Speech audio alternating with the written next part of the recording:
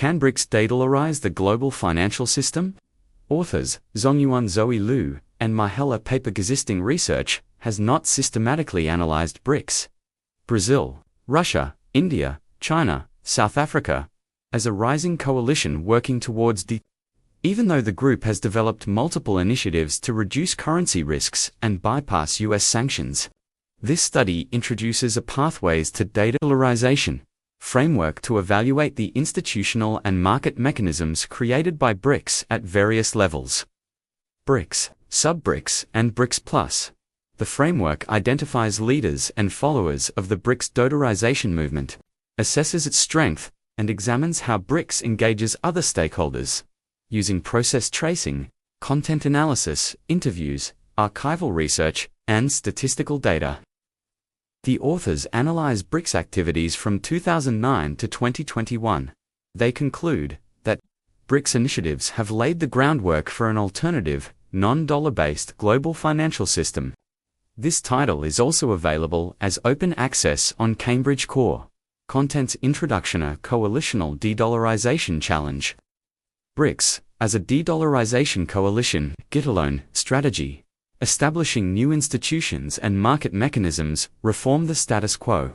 Strategy, remaking existing institutions and markets. Conclusions and implications for future research. Introduction to US dollars, dominance and global leadership have been increasingly questioned since the 2007-2008 financial crisis. As the crisis originated in the United States, it raised doubts about the reliability of US's leadership and the rationale for maintaining the dollar's hegemonic role in the global financial system. This created an opportunity for emerging powers to seek greater influence in global governance. In 2009, Russian President Dmitry Medvedev hosted the first BRIC, Brazil, Russia, India, China summit to discuss overcoming the crisis and establishing a fairer international system. After South Africa joined in 2010, the group became BRICS. Since then, the five nations have coordinated policies in over 70 areas, with financial cooperation being a significant focus. Their achievements include the New Development Bank (NDB) and the Contingent Reserve Arrangement (CRA). Despite BRICS' extensive financial cooperation, its monetary activities remain understudied. The stakes are high because the US dollar is the dominant currency in global finance, underpinning American global leadership. Notably, the NDB has emphasized using local currencies instead of relying solely on the dollar. Meanwhile, Russia and China have accelerated their de-dollarization efforts due to growing tensions with the United States. For instance, the share of the US dollar in Russia-China bilateral trade settlements dropped from nearly 90% in 2015 to 46% in 2020. Additionally, both countries have developed alternative cross-border payment systems to reduce reliance on the SWIFT network. BRICS has also conceptualized a common BRICS pay system for retail payments among member nations. Driven by advancements in financial technology, leaders of these initiatives are rising powers dissatisfied with the US-led, dollar-based financial system.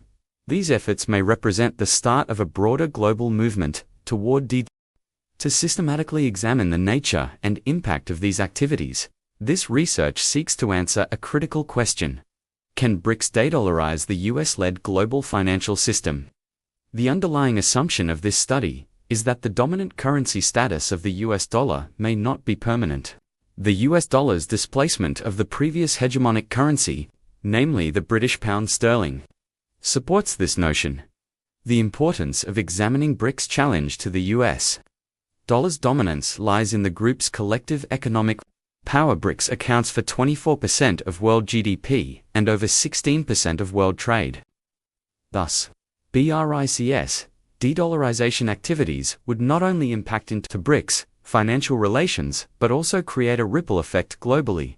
An examination of BRICS de-dollarization efforts can help answer the broader question of whether rising powers can gain followers and lead change at a global scale. Can de-dollarization leaders within BRICS mobilize less interested BRICS members around this agenda?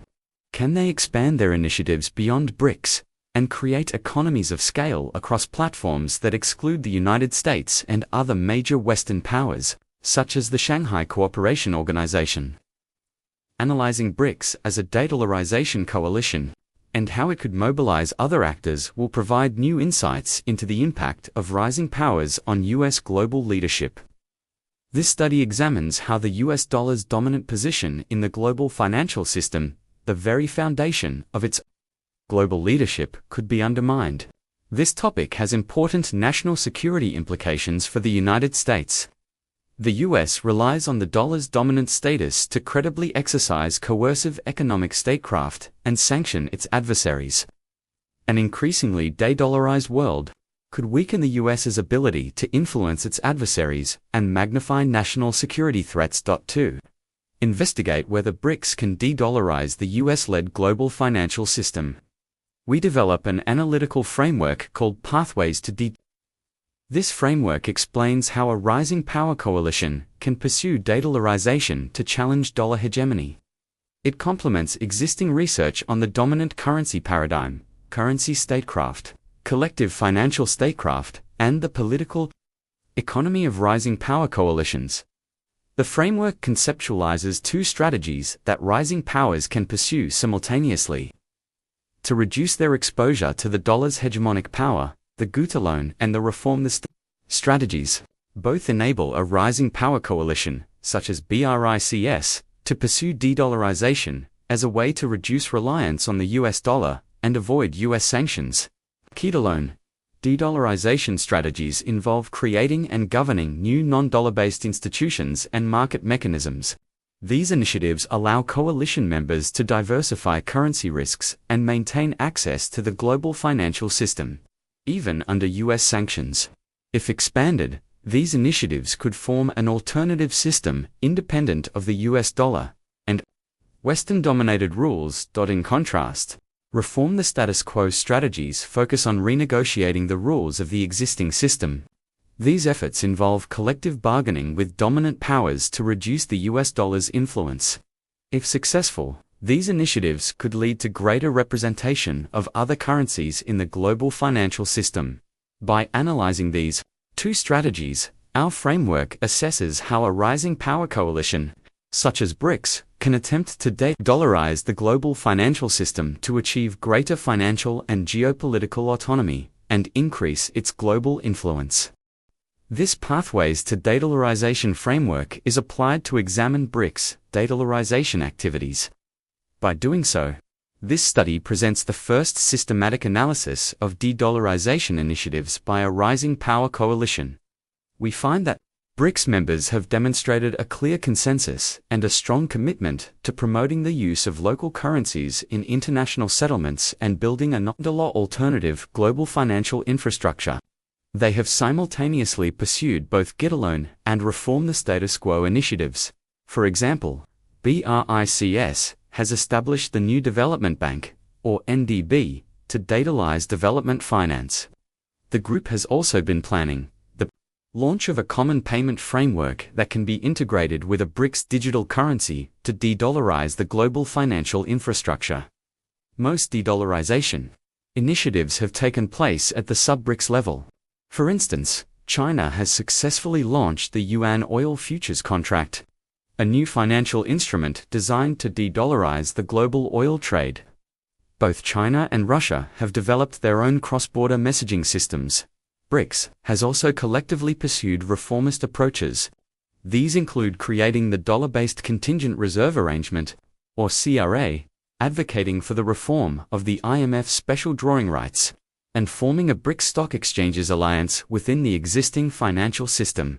Together, these initiatives suggest that BRICS has not only attempted to reform the existing system to better incorporate its interests, but has also created a nascent de-dollarization infrastructure. This infrastructure could support global de-dollarization in the long-term. BRICS collective efforts to establish an alternative non-dollar financial system have the potential to completely protect participants from both exchange and sanction risks stemming from the dollar's dominance and the US hegemonic position. In the long run, The BRICS de-dollarization infrastructure may even serve as the foundation for a broader de-dollarization coalition that includes regional organizations. This infrastructure could be attractive to U.S. allies who seek greater monetary autonomy and wish to continue trading with countries under U.S. sanctions. For example, Bank of England Governor Mark Carney in 2019 told central bankers at the Jackson Hole Symposium that the dollar's dominance is a destabilizing asymmetry. At the heart of the international monetary and financial system, he proposed a new synthetic hegemonic currency, possibly provided through a network of central bank digital currencies. Similarly, the BRICS countries are in the process of developing a BRICS digital currency called BRICS Coin, which sets the Stage 4 Digital D-Dollarization. However, the emerging BRICS de-dollarization infrastructure does not yet allow BRICS members to make a complete break from the existing US dollar-based financial system. BRICS de-dollarization initiatives are predominantly happening at the sub-BRICS level and have not achieved the necessary economies of scale to de-dollarize the existing global financial system. 2. Major constraints prevent BRICS from forming a unified de-dollarization coalition. First, some BRICS members have closer relationships with the United States than with fellow BRICS members. This is particularly evident in the case of India and its relationships with the United States and China. While this prevents BRICS members from adopting a formal, cohesive de-dollarization strategy in the near term, they may still informally pursue dollarization initiatives. Second, some BRICS members, such as Brazil and South Africa, are less vulnerable to US sanctions and have economies that are more integrated into the dollar system than others.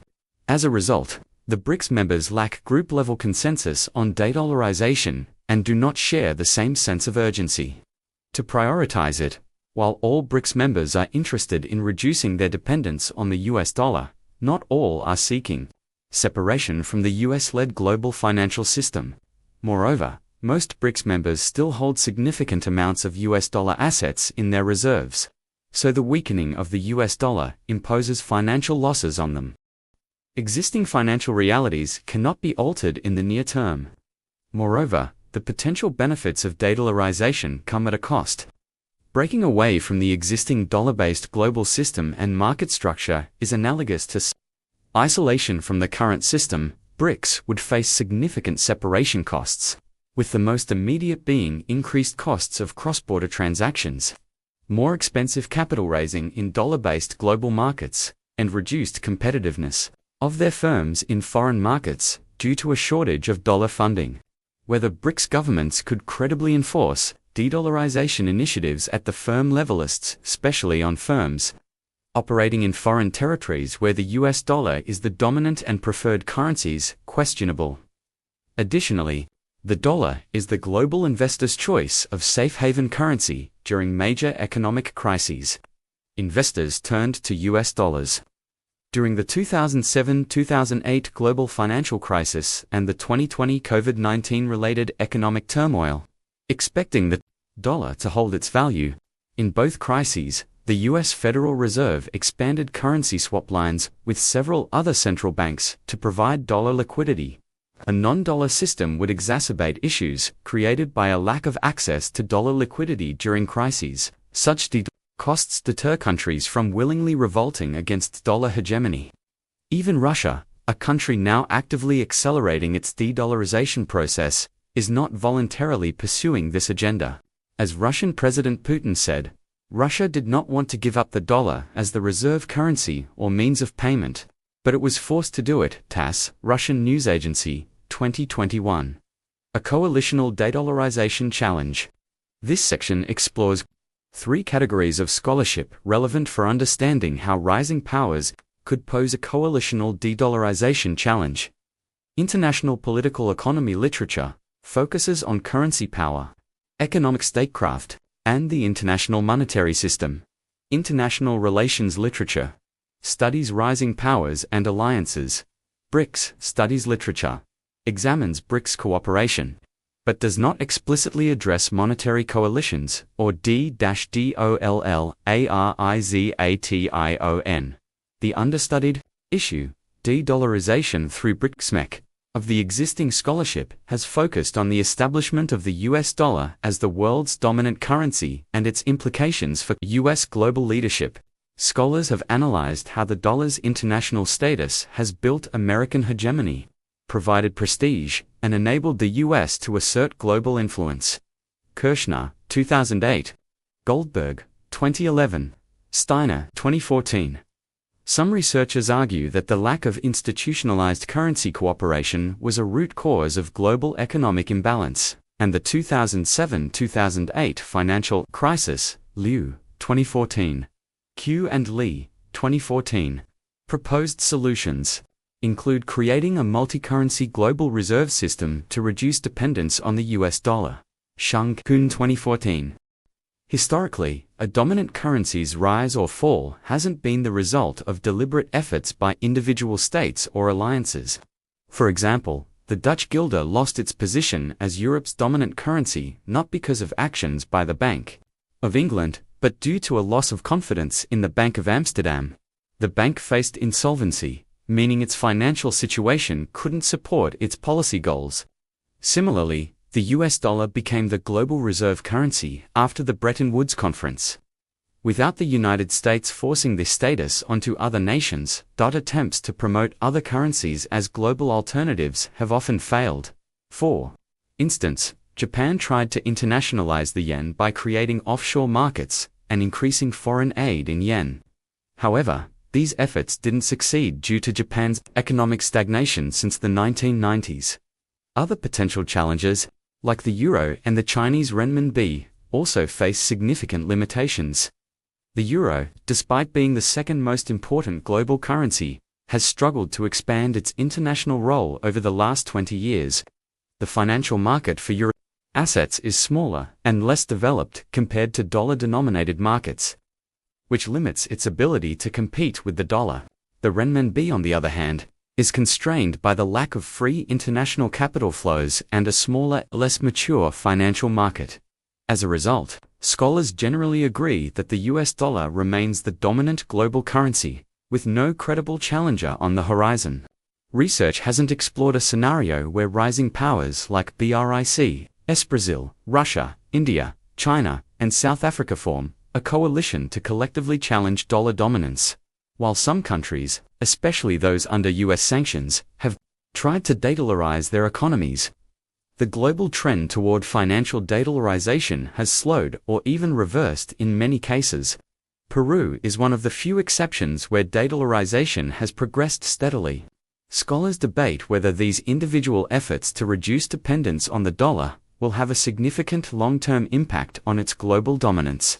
However, the idea of a coordinated effort, like BRICS working as a group to de-dollarize, remains underexplored. Understanding such coalitions is important for both theory and policy. If US policymakers fail to recognize the potential of these coalitions, they risk underestimating challenges to US financial leadership in the global economy. The contemporary international relations literature on rising power coalitions has developed primarily along the dichotomy between rising power alliances and the incumbent power. In this context, rising powers seek to increase their status and influence as agenda setters and normakers in global governance. For the alliance concept has traditionally been defined from the hard security perspective as a formal association of states for the use or knowness of military force in specified circumstances against states outside their own membership. Snyder, 1997, p. 4. Recent scholarship has argued that rising powers form versatile alignments rather than security-focused alliances, and that they are unlikely to pursue military alliances to challenge US leadership due to their economic and financial embeddedness in the existing system. Chidley, 2014. Hahn and Paul, 2020. In the absence of hard balancing and military threats from rising powers, some scholars suggest that rising powers used soft balancing or non-military tools to delay, frustrate, and undermine US global leadership. Pape, 2005. Such challenges ultimately depend on rising powers' ambitions and whether they are reformers, reform-oriented status quo powers, revolutionaries, counter-revolutionary, or rational revisionists. Lipton, 2017, Dresner, 2019. Existing scholarship has theorized about the conditions under which a rising power coalition would pursue various counter-hegemonic strategies. The coalition can challenge the incumbent leadership with a Gitt-alone-Gruber, 2000 approach. Its members could exclude the United States and operate outside of the existing system, thereby limiting U.S. policy options rather than coercing or persuading the United States to change its ways.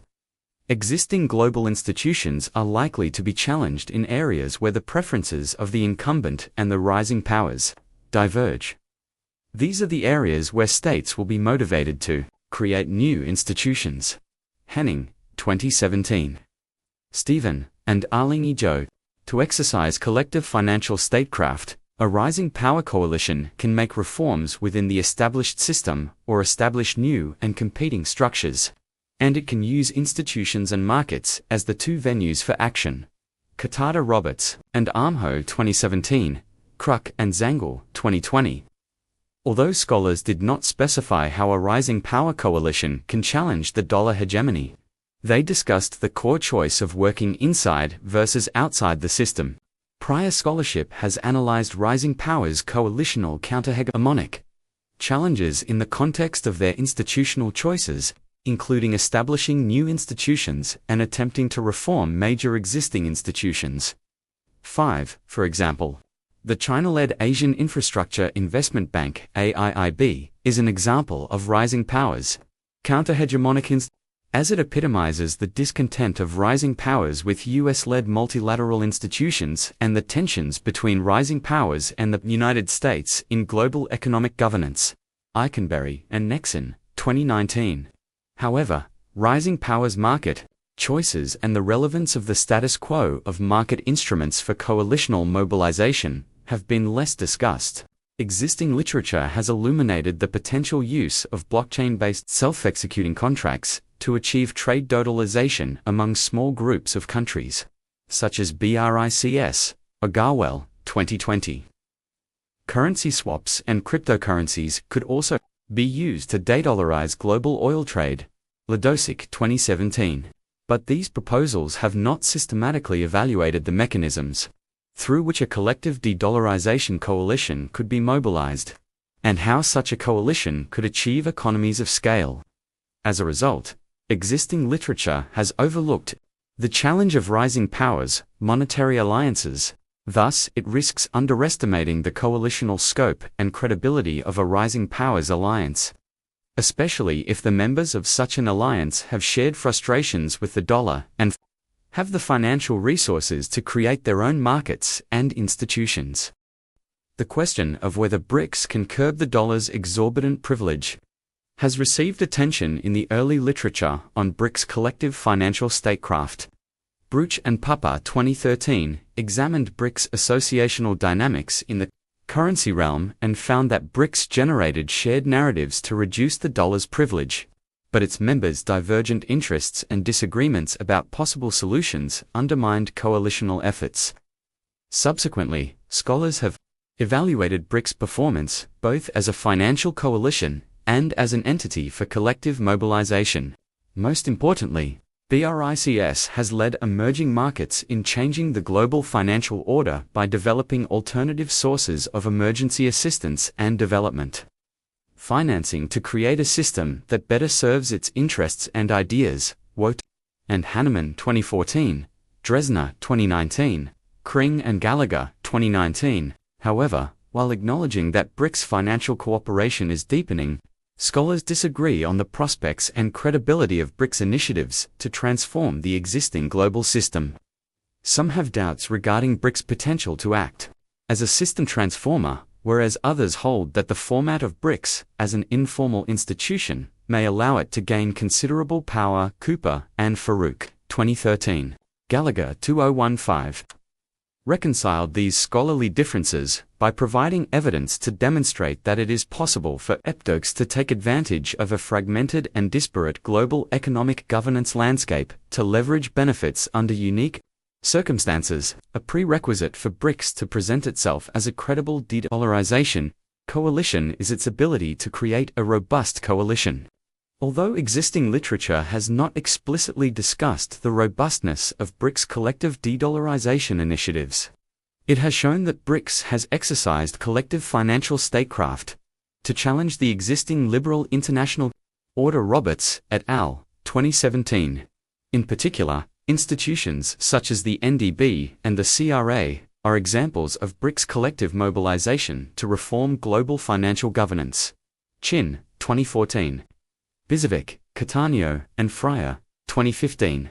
Kobo and Soko, 2015. Cooper, 2017. Sukadolski, and Demula-Mister, 2018. BRICS has not only transformed the traditional power structures within the existing system, such as the World Trade Organization, but also served as the foundation for broader developing country coalitions to challenge U.S. hegemony. Hopewell, 2017. Other scholars are more critical of BRICS' collective mobilization. Some argue that BRICS is unlikely to become a plausible anti-Western alliance that can credibly undermine U.S. leadership and transform the existing international order. For example, Luckhurst, 2013. BRICS' ability to change the existing system is arguably undermined by the group's political, economic, and ideological heterogeneity. Radulescu, Panet, and Voica, 2014. Tierney, 2014. Lee, 2019. The Power Asymmetry Within BRICS. Pundit, 2019, and its lack of a collective world order vision marketable to the broader international community. Nurut-Somon, 2020. Even in development finance, which is often cited as evidence that BRICS is a counter-hegemonic group, scholars contend that the different development assistance models among individual members could weaken a coherent BRICS model. Loria and Fumagalli, 2019. BRICS' failed attempt at creating its own credit rating agency is a demonstration of the group's limited capacity to transform the global financial order through collective institutional innovation. Helena and Wong, 2018. Finally, among prior scholarship that examined BRICS financial cooperation through the cases of the NDB and the CRA, a few evaluated the outlook of de-dollarization through these BRICS-governed multilateral financial institutions. Chasutafusky, 2018. Kivich, 2018. However, existing research has not fully investigated the wide range of de-dollarization initiatives that BRICS members have experimented with, nor has it systematically explored the nature of BRICS coalitional de-dollarization.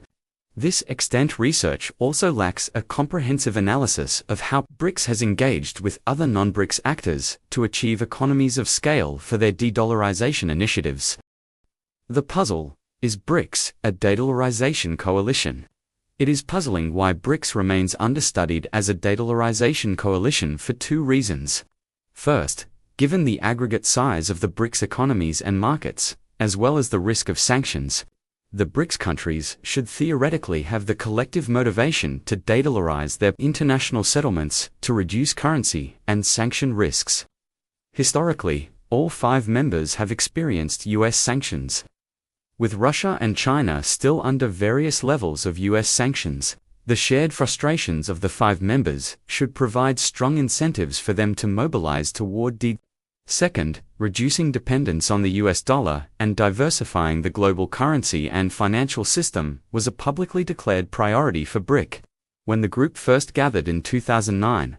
When South Africa joined in 2010, BRICS reiterated its shared interest in this issue, since BRICS is the first rising power coalition with a strong commitment to reforming global financial governance. Examining its de-dollarization initiatives presents a unique opportunity for advancing scholarly research on the political economy of coalitional de-dollarization. The BRICS countries also face a dilemma. While they would prefer to have alternatives to the US dollar as the dominant currency, the dollar's depreciation would decrease the value of their large holdings of dollar-denominated assets. Thus, they need to balance between their desire for greater international influence and financial autonomy and the material costs of weakening the US dollar's dominant currency position. This balancing is not only a critical issue for BRICS, but it also has direct policy implications for other countries and regional organizations. Given BRICS' political and economic significance, its coalitional de-dollarization initiatives will directly impact the US dollar's dominance in the existing global financial system and US global leadership. While outlining this research puzzle, it is also important to clarify that de-dollarization in this study should not be confused with replacing the US dollar with another global hegemonic currency. BRICS de-dollarization initiatives are not about the group's collective support for renminbi internationalization or the internationalization of any other national currency. This research focuses on coalitional de-dollarization pathways and seeks to capture important mechanisms that the 5 members have pursued to reduce their dependence on the US dollar. Additionally, this research focuses on de-dollarization in the context of international settlements rather than domestic monetary de-dollarization. The analytical framework. Pathways to de-dollarization. Our analytical framework builds on the assumption that, given the tangible costs of being completely isolated from the dollar-based system, members of a rising power coalition do not voluntarily initiate a wholesale revolution against the system. Instead, their de-dollarization initiatives are likely to be reactive to the dollar's dominance, seeking to correct the destabilizing asymmetry, Carney, 2019, of the dollar's hegemonic power in the global economic and financial system. Thus, they aim to mitigate the risk of being subject to the US dollar's hegemonic power so as to achieve higher autonomy and seek broader influence in the global system. A de-dollarization coalition is likely to emerge when members of the dollar-based system are dissatisfied with the international status quo, including the dollar's exorbitant privilege, the incumbent US global leadership, and the existing rules and norms.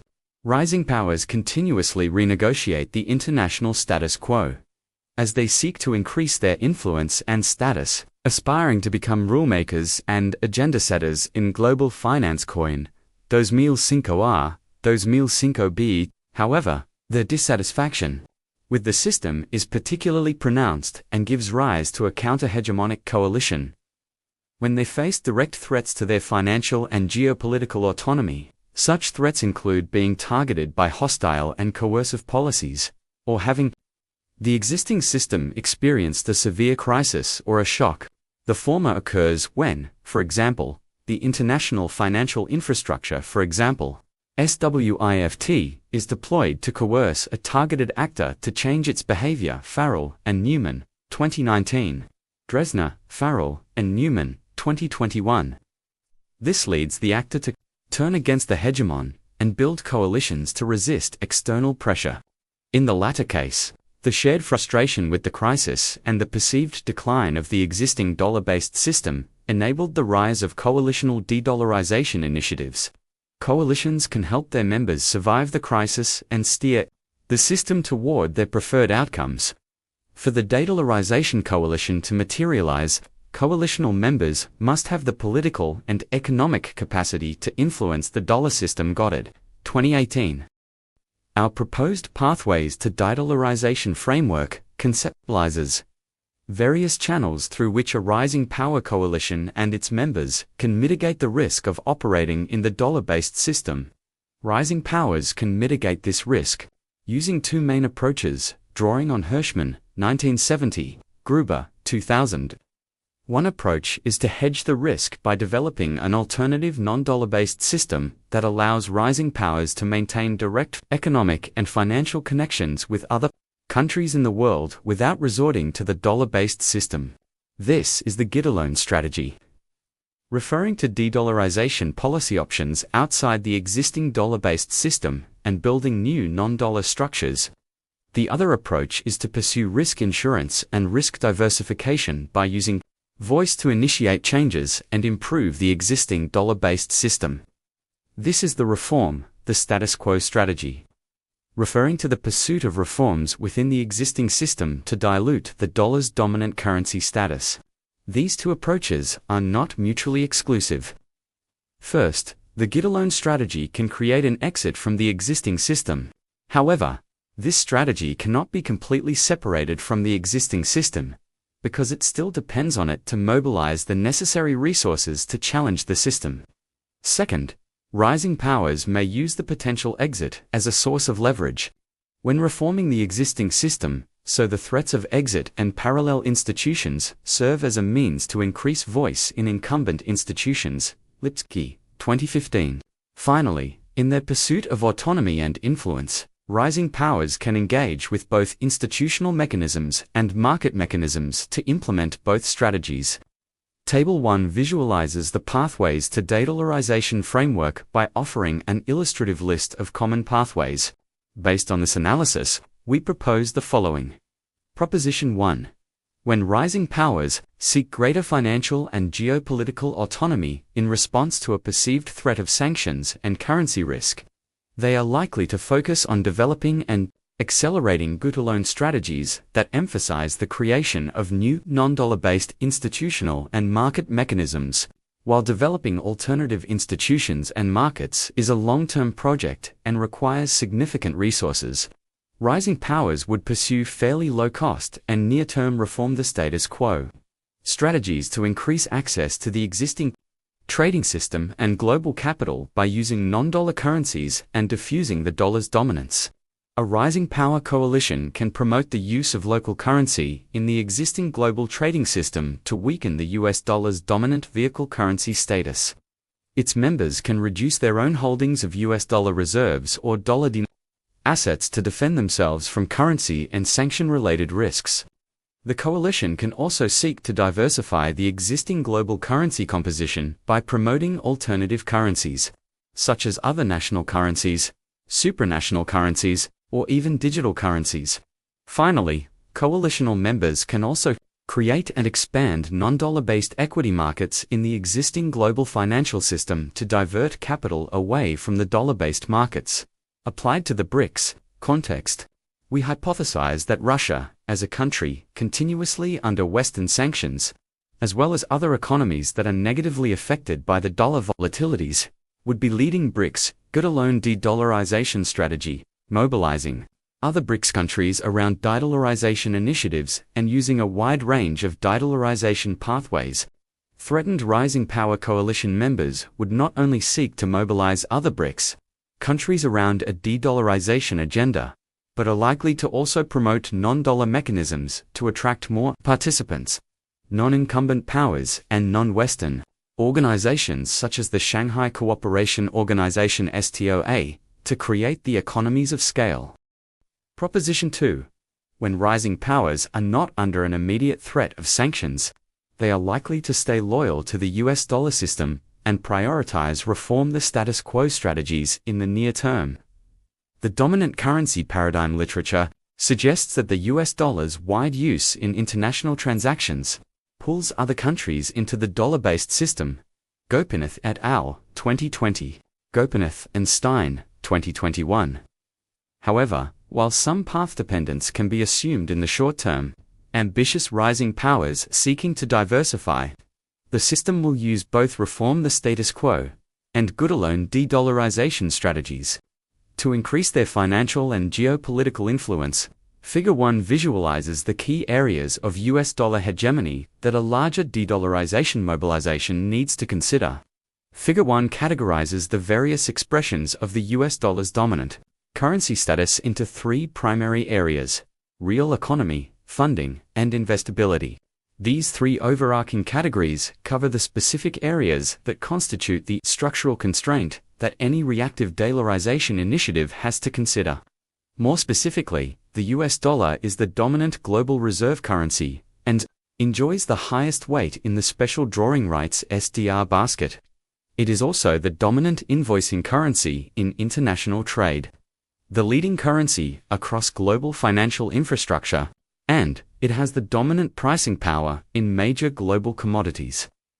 The dollar also dominates the space of development financing, bank deposits, and global corporate borrowing. Finally, the dollar is the leading currency in terms of investability, as it dominates global equity markets and is the primary safe haven currency in times of economic and financial crises. Applied to the BRICS context, since all of the 5 BRICS countries seek greater financial and geopolitical influence, we hypothesize that they will challenge the dominance of the US dollar by deploying de-dollarization pathways that address these strategic areas. And we measure the level of the challenge on a spectrum from low to high.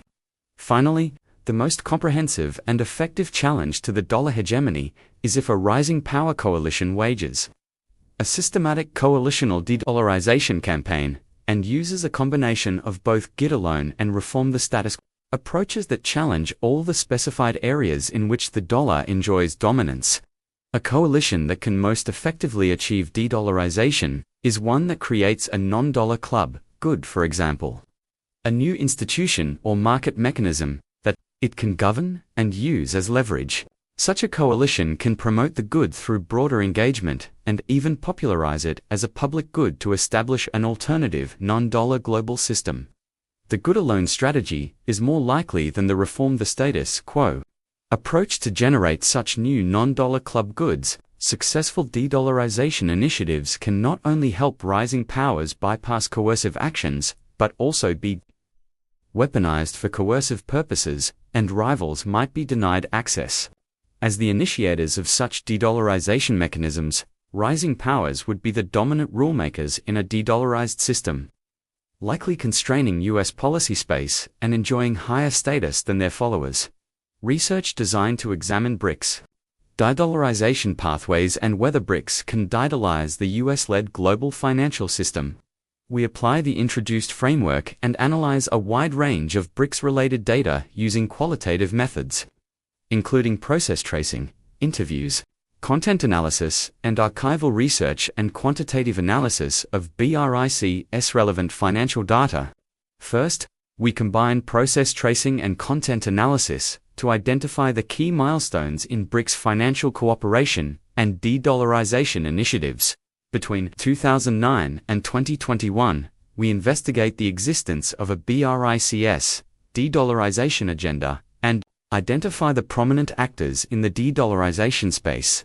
We triangulate key events across different sources, ranging from credible local sources in BRICS countries to international media. Second, to evaluate the consistency of BRICS' commitment to de-dollarization over time, we analyze a variety of archival sources, including speeches and essays by BRICS policymakers, BRICS declarations, BRICS think tank reports, NDB press releases, and funding operations, and BRICS Business Council reports.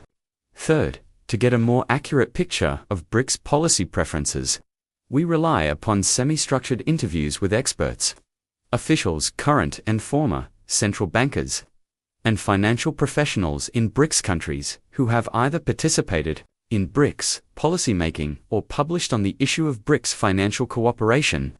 We identified experts based on our analysis of BRICS documents, credible news reports, BRICS think tanks members, and academic publications in leading journals. We apply the analytical framework by examining a wide range of BRICS de-dollarization initiatives, comprising the use of both institutional and market mechanisms to mitigate BRICS members' risk exposure to the dollar's hegemonic power. These initiatives include the NDB and development finance de-dollarization, global oil trade de-dollarization, global financial infrastructure de-dollarization through BRICS alternatives to SWIFT, BRICS promotion of de-dollarization initiatives by engaging with non-BRICS members, self-defense measures in US-led institutions against the dollar's dominance, reforms of the global reserve currency structure, efforts to diffuse the dollar's dominance as the vehicle currency in trade, and BRICS activities in global equity markets. Our Pathways framework allows us to identify and evaluate what members have achieved, and the benchmark of strategic dollarization areas illustrates what BRICS should do to dollarize. The combination of the two approaches allows us to zoom in and examine the specific strategies each BRICS member pursues, as well as distinguish the BRICS countries' leading de-dollarization efforts from the less active members. The resulting analysis allows us to evaluate the overall level of the BRICS de-dollarization challenge. To understand the extent of collective mobilization along the pathways proposed in our framework, we introduce a two-dimensional matrix measuring the effectiveness of de-dollarization initiatives and the level of coalitional strength.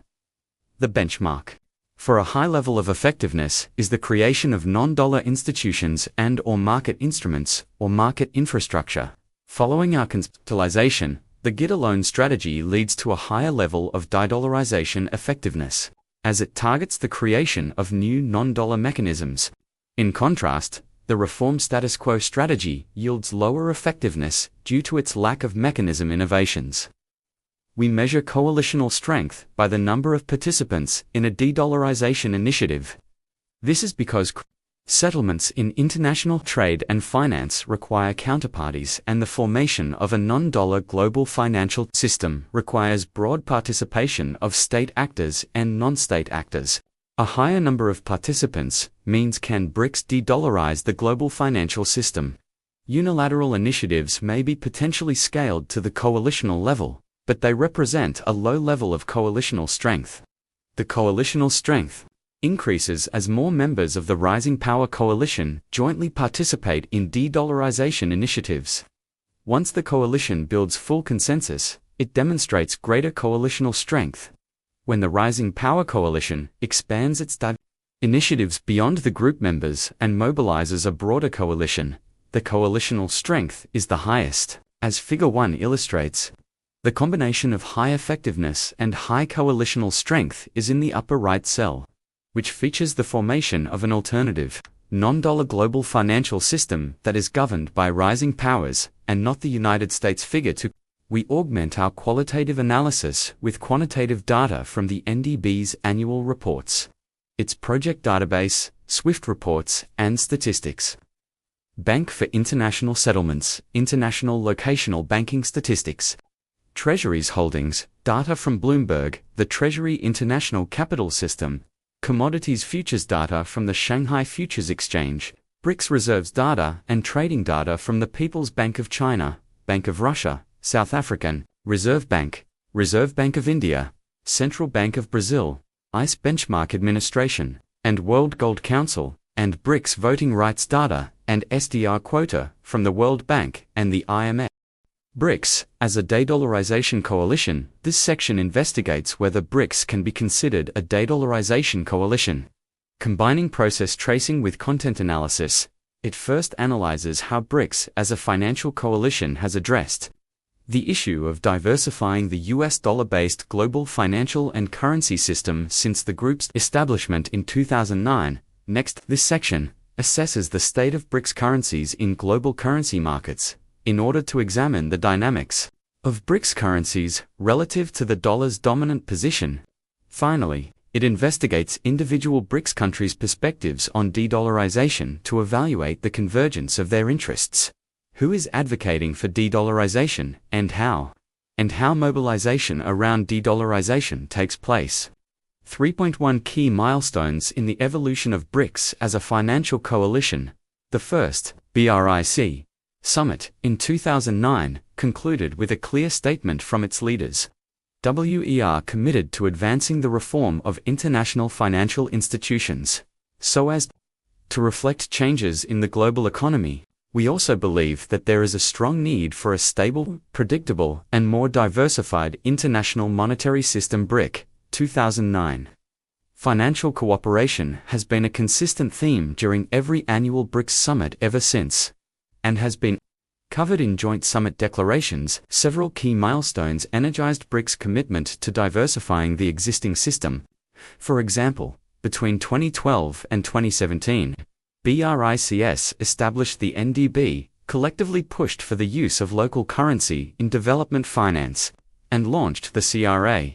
In 2020, BRICS identified empowering local currencies as its long-term agenda item, thereby cementing its importance for the group in the future. The first milestone is the establishment of the NDB and the CRA, which was initially proposed in 2012 and 2013 respectively. Though both materialized in 2014, these two institutions resulted from the BRICS members' frustration with their limited progress in reforming the Bretton Woods institutions. BRICS created the NDB and CRA to mirror the functions of the World Bank and the IMF respectively, but operate under BRICS ownership and control. The NDB and CRA were both designed to help BRICS reduce their dependence on US dollar financing and The IMF, for example, in the Agreement on the New Development Bank, BRICS, states that the NDB may provide financing in the local currency of the country in which the operation takes place. NDB 20. This statement positioned the NDB as a development finance intermediary that uses local currencies to mobilize capital in international markets and provides financing for its members. See Section 4. This local currency financing function makes the NDB resemble the BRICS' own mini-World Bank. However, the NDB yields greater benefits than the World Bank for BRICS members. NDB loans have fewer strings attached, and local currency loans allow borrowers not to increase external US dollar debt. The CRA was hailed as BRICS' own IMF by President Putin because it creates the foundation for an effective protection of our national economies from a crisis in financial markets. RT 2014. It makes pooled dollar reserves of 100 billion United States dollars available to provide liquidity support for members in times of a modest-sized balance of payment BOP crisis. BRICS 2013. Yet the CRA is not a lender of last resort. Rather, it provides the members with the first line of defense before they have to seek conditional help from the IMFC Section 5. The most recent de-dollarization milestone was achieved amid the COVID-19 pandemic at the BRICS 2020 summit when BRICS agreed to reinforce and advance the current de-dollarization processes. Under Russia's chairmanship in 2020, the group jointly issued the Strategy for BRICS Economic Partnership 2025. This strategy reiterated the members' long-standing commitment to reforming the Bretton Woods institutions. More importantly, it identified several priority areas of partnership directly related to de-dollarization, including to promote the use of local currencies in mutual payments, to strengthen BRICS cooperation on payment systems, to collaborate on the development of new financial technologies, to advance the CRA mechanism, to continue cooperation on establishing the BRICS Local Currency Bond Fund, and to continue to facilitate the NDB in development financing, while expanding the use of local currencies. BRICS 2020. Over the past 2 decades, BRICS has shown consistent commitment to reforming the global financial system and diversifying the global currency structure. Catalyzed by the global financial crisis and the COVID-19 pandemic, the group has implemented targeted policies and broadened areas of cooperation to help members reduce their dependence on the US dollar. The recent military conflict between India and China did not prevent the coalition members from deepening their economic partnership. This suggests that there is a political will to pursue the economic agenda, and that de-dollarization will remain an important issue for BRICS, despite their divergence in other areas. 3.2. The gradual rise of BRICS currencies as BRICS incrementally implemented specific policies for de-dollarization. BRICS national currencies have progressively gained more market share in the dollar-based global currency system, albeit remaining at relatively low levels compared to the US dollar. The most direct way for BRICS to reduce their dependence on the US dollar is to increase the use of their own national currencies in cross-border transactions.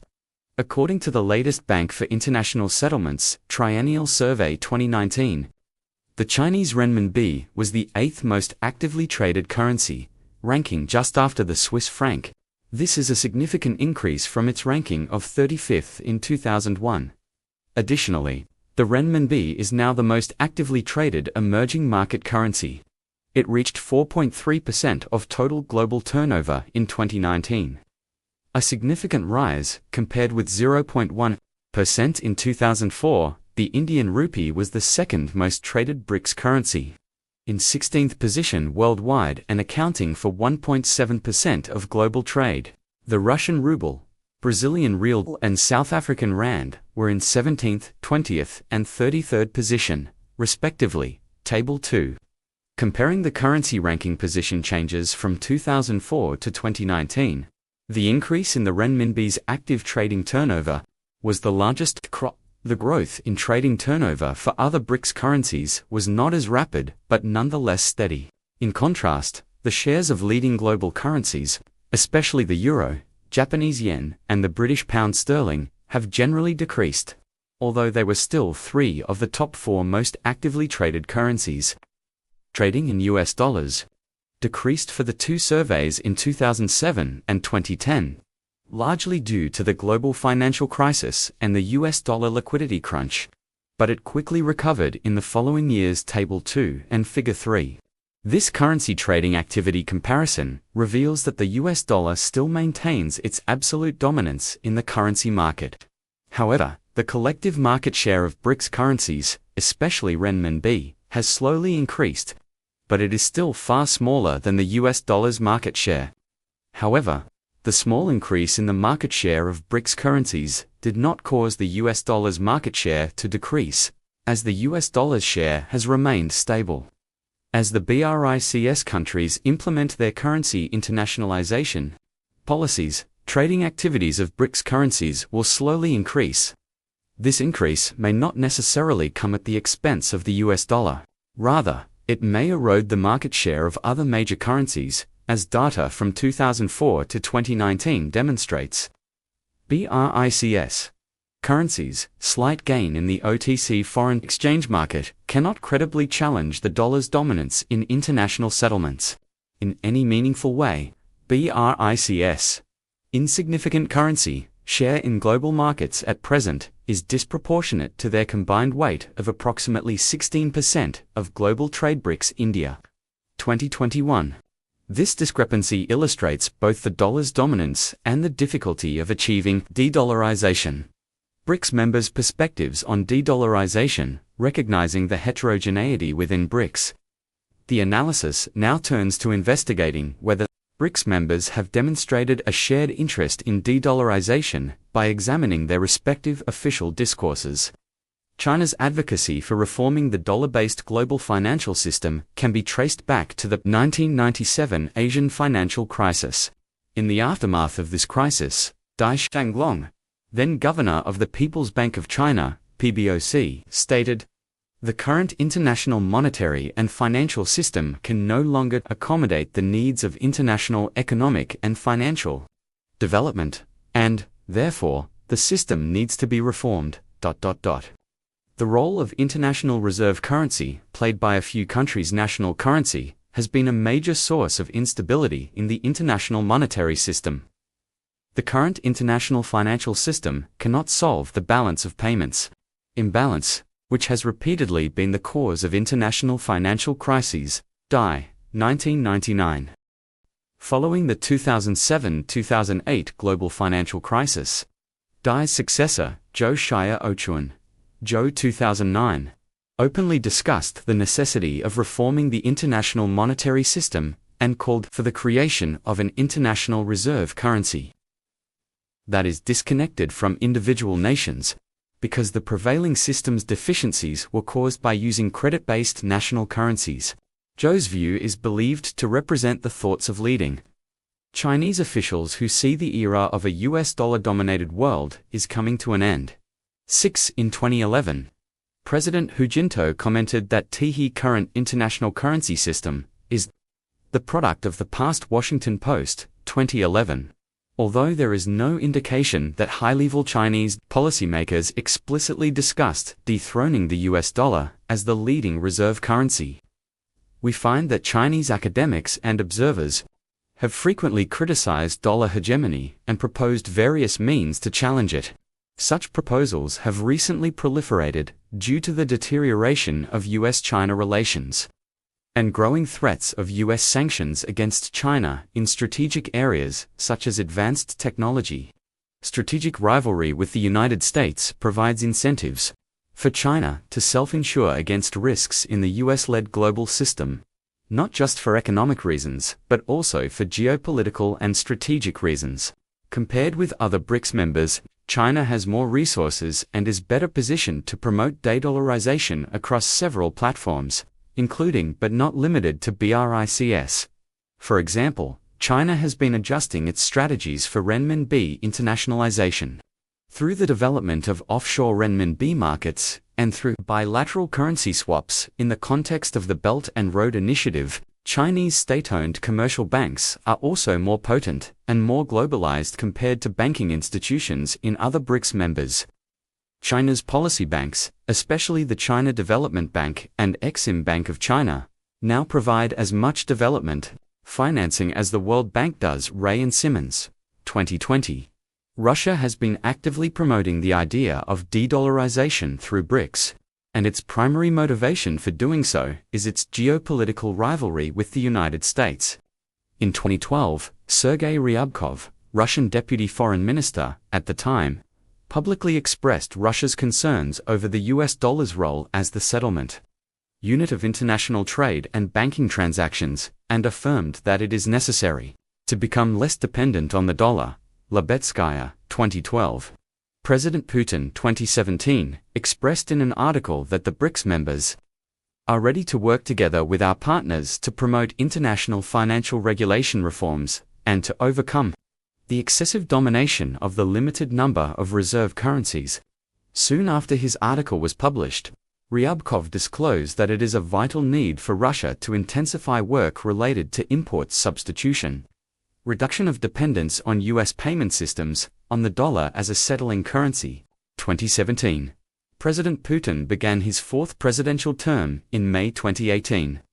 With a strong commitment to further de-dollarize the Russian economy and defend Russia's economic sovereignty against US sanctions, in his speech at the Russian parliament, Putin called for getting free of the dollar burden in the global oil trade and in the Russian economy, because the monopoly of the US dollar was unreliable and dangerous for global trade and the economies of many countries in the world. TASS, 2018. In August 2018, discussions on the need to de-dollarize the Russian economy intensified in the Russian government after the US Congress introduced a new bill that targeted Russian financial institutions. In October 2018, the Putin administration backed a tentative de-dollarization plan designed to limit Russia's exposure to future US sanctions by reducing the use of the US dollar in international settlements and conducting international business using alternative currencies. Brazil initially shared Russia's enthusiasm for making BRICS a de-dollarization coalition. Former Brazilian President Lula da Silva argued that BRICS was not created to be an instrument of defense, but to be an instrument of attack. So we could create our own currency to become independent from the US dollar in our trade relations. The United States was very much afraid when I discussed a new currency, and Obama called me, telling me, "Are you trying to create a new currency? A new euro?" I said, "No, I'm just trying to get rid of the US dollar. I'm just trying not to be dependent." Escobar, 2019.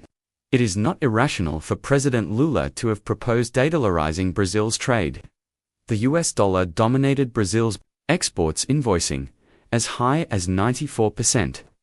Although exports to the United States were only 17% of Brazil's total exports. Casas, ETL, 2017. Our interviews suggest that there are three primary reasons that incentivized Brazil to follow Russia and China's de-dollarization initiatives, but not take the lead. First, Brazil's severe economic crisis since 2014, following the end of the commodity boom, has fragmented the country's politics and led to the rise of the right-wing Bolsonaro administration. Under President Bolsonaro, the Brazilian government has sent mixed signals regarding its BRICS policy and has moved closer to Western powers. Second, Brazil has become more reliant on commodities exports, making the country more exposed to volatility in global markets and currency risks. See also Nogueira Batista Jr., 2019. According to UNTADStat, Brazil's commodity exports represented 56.5% of total exports in 2008-2009. This number has increased to 66.6% over the past 10 years. Third, China has been Brazil's most important trading partner, and the economic and financial ties between the two countries have increasingly become closer. The use of local currencies in bilateral settlements is beneficial for both sides. Brazil's close economic and financial ties with China, and the real risks to the Brazilian economy due to its dependence on the US dollar, suggest that Brazil is unlikely to openly champion BRICS de-dollarization initiatives. However, it is open to playing along and following them. India was reluctant to join a BRICS de-dollarization coalition from the very beginning, despite its support for other key issues on the BRICS agenda, such as reforming the IMF and World Bank. Economic Times, 2009, when Russia and China proposed to create a new global super-sovereign reserve currency to replace the US dollar in 2009, Shedrov, 2009. Joe, 2009. India distanced itself from such a challenge to the US dollar's supremacy, but instead preferred a more modest approach of increasing the IMF's SDR. The Indian government considered this Sino-Russian proposal more ideological than substantive, and did not want to challenge the US dollar and upset the United States, especially at a time when the United States was pressuring Pakistan on counter-terrorism. Economic Times, 2009.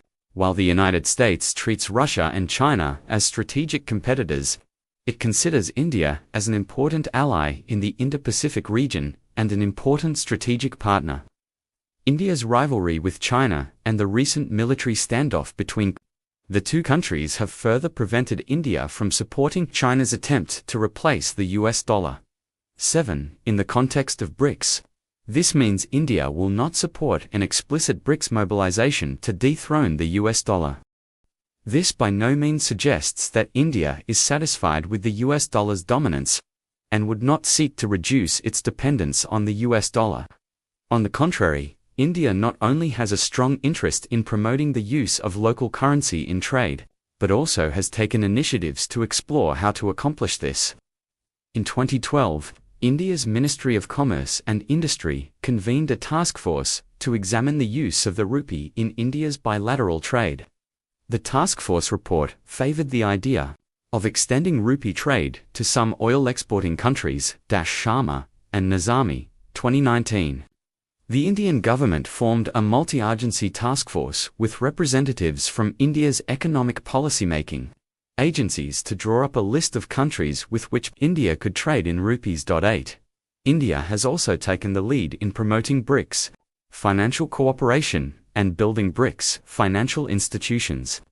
For example, it was at the behest of the Indian Finance Minister that the BRICS in 2012 commissioned a joint working group to study the viability of setting up a BRICS development bank, which led to the creation of the NDB that promotes the use of local currencies in development finance.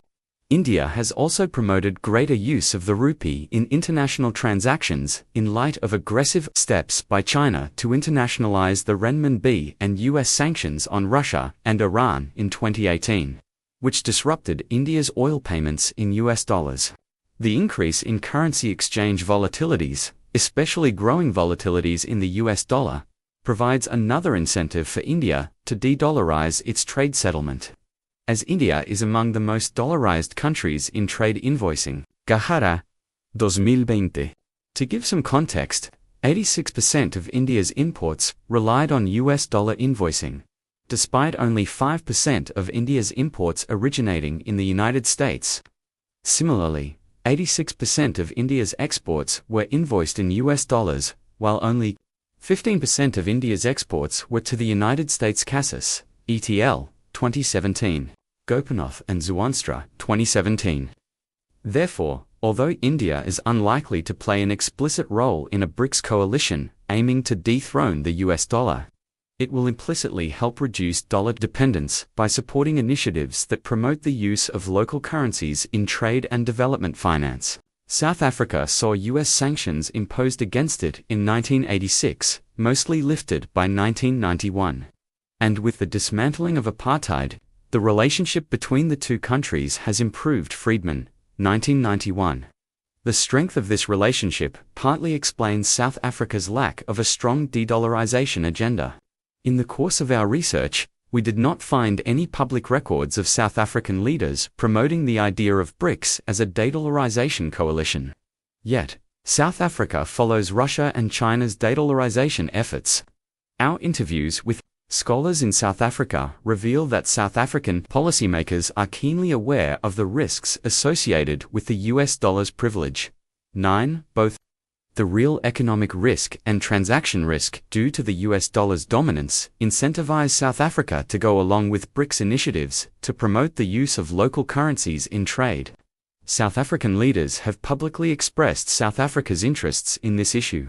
Following the 2011 BRICS summit, South African Trade and Industry Minister Rob Davies said that BRICS members could protect themselves from exchange volatilities and benefit considerably by trading directly in their own currencies and cutting out unstable internationally convertible currencies, specifically the US dollar brand South Africa, 2011. During the 2013 BRICS summit, Davies reiterated South Africa's interest in working out a mechanism within BRICS to settle trade in local currencies and emphasized that currency market volatility in developing countries takes place not really because of any dynamics in our own country, but because of dynamics in the world economy. Economic Times, 2013. This reflects the challenging macroeconomic conditions that developing countries face in global markets as price takers whose currency risk can be triggered by factors beyond their control.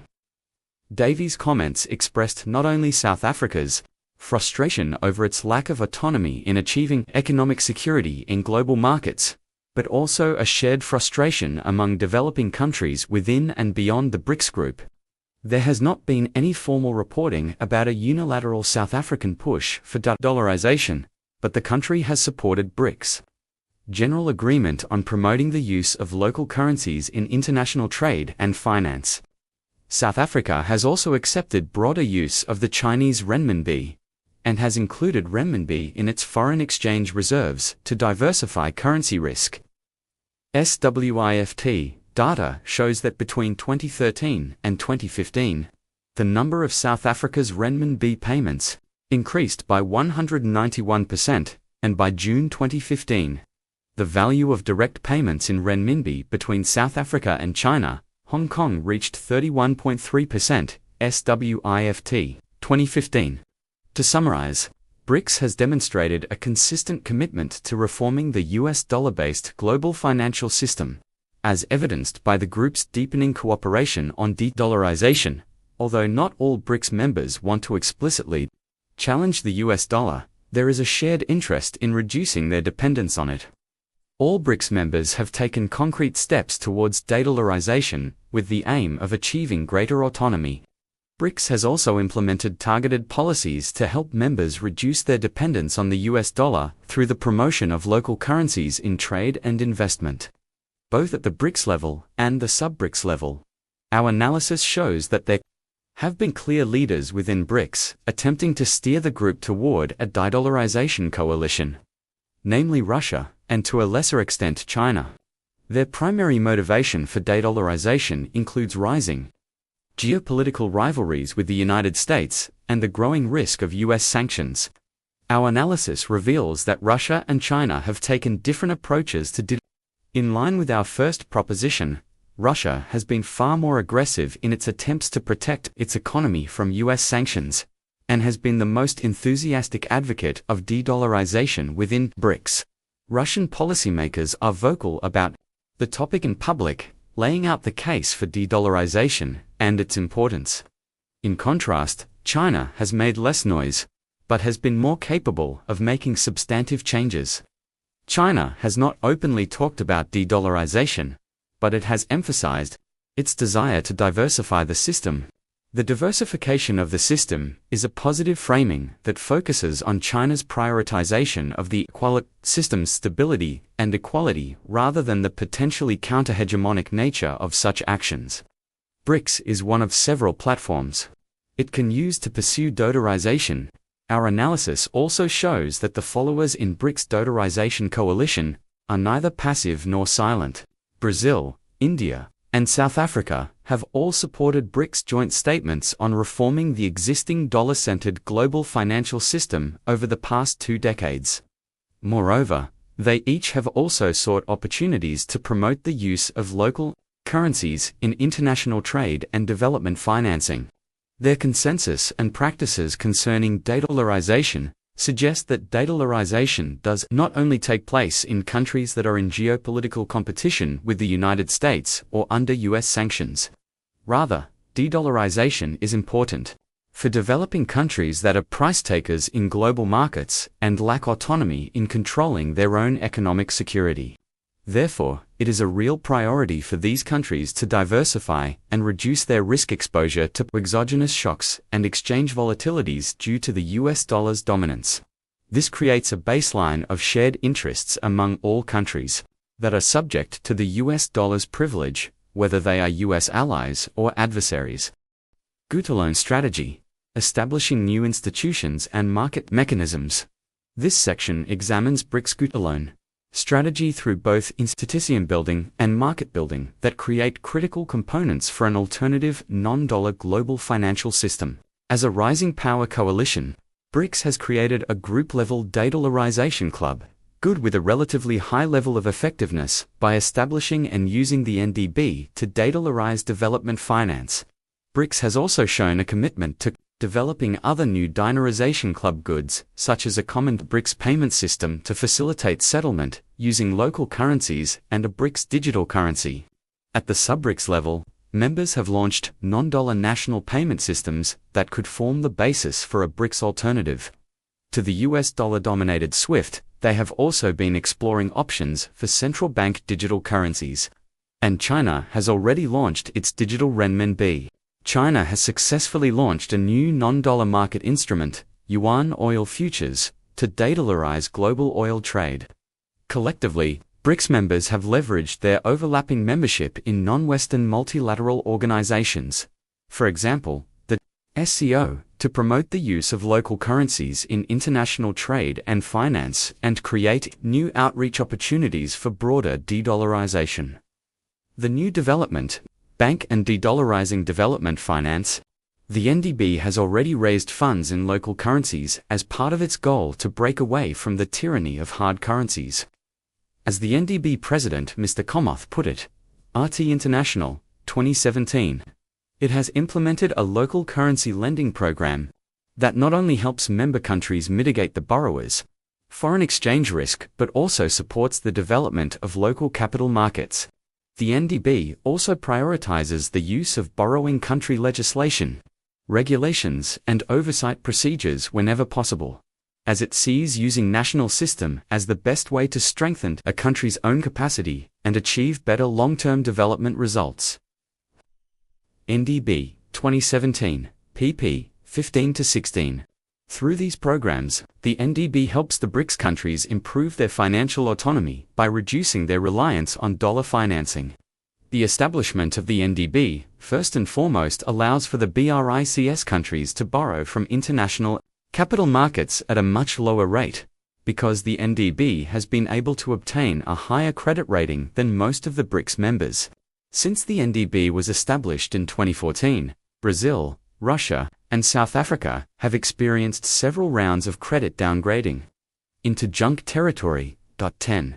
Their deteriorated credit ratings then increased their borrowing costs in international capital markets. Although India did not experience a downgrade during this period, its lowest investment grade rating was not ideal either. Therefore, all 5 members were committed to obtaining a higher credit rating for the NDB, and they succeeded. The NDB received a credit rating of AA+ from S&P and Fitch, which is higher than any individual BRICS member, China included. This rating allows several BRICS members to borrow from global capital markets at much cheaper rates through the higher-rated NDB than they could on their own. The NDB's high credit rating allows it to raise capital relatively cheaply from the bond markets and lend onward at interest rates lower than what could be obtained by some BRICS sovereign borrowers themselves. The NDB's Vice President Leslie Mosdorp, 2019, highlighted the NBD's ability to borrow at a lower cost as a significant advantage, as it enables the NDB to pass on that benefit in the form of competitive interest rates when it extends loans to its members. The NDB also helps the BRICS members reduce their reliance on dollar financing by extending loans in local currency and prioritizing local regulations and procedures, where appropriate. Mr. Komoth, 2020, reported that a quarter of the NDB cumulative total approved financial assistance, about $15 billion United States dollars, was given in local currencies by the end of 2019. Although Komoth said that BRICS had no intention of destabilizing the US dollar, he proposed that 50% of projects should be local currency financed.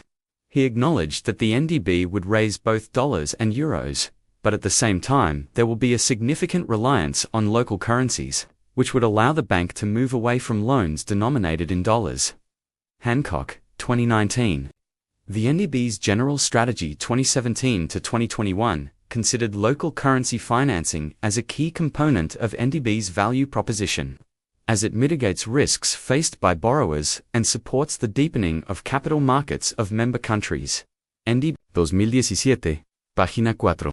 It will rely on local currency lending to the extent feasible to avoid foreign exchange risks for borrowers and will actively seek opportunities to offer local currency loans, both to reduce risks to borrowers as well as to promote local capital markets. NDB 2017, pp 614. Besides promoting local currency lending, the NDB has also approved loans in other currencies, such as the euro and the SOS franc, in 2019 to diversify its source of funding away from the US dollar. NDB 2019, página 4. To reduce the burden of dollar loans, the NDB must tap into non-dollar capital markets for alternative sources of financing. It is also crucial for the NDB to obtain a high-quality credit rating in non-dollar markets to reduce its cost of funding. The NDB has been moving in the right direction. It has obtained an AAA rating in capital markets, not only within BRICS such as China and Russia, but also beyond BRICS such as in Japan. 11. Additionally, Fitch assigned the NDB's Euro Medium-Term Notes program an AA rating. Fitch Ratings, 2019, obtaining a wider credit rating in different currency areas, paves the way for the NDB to tap into capital markets in these different currency areas, allowing for the diversification of its funding source.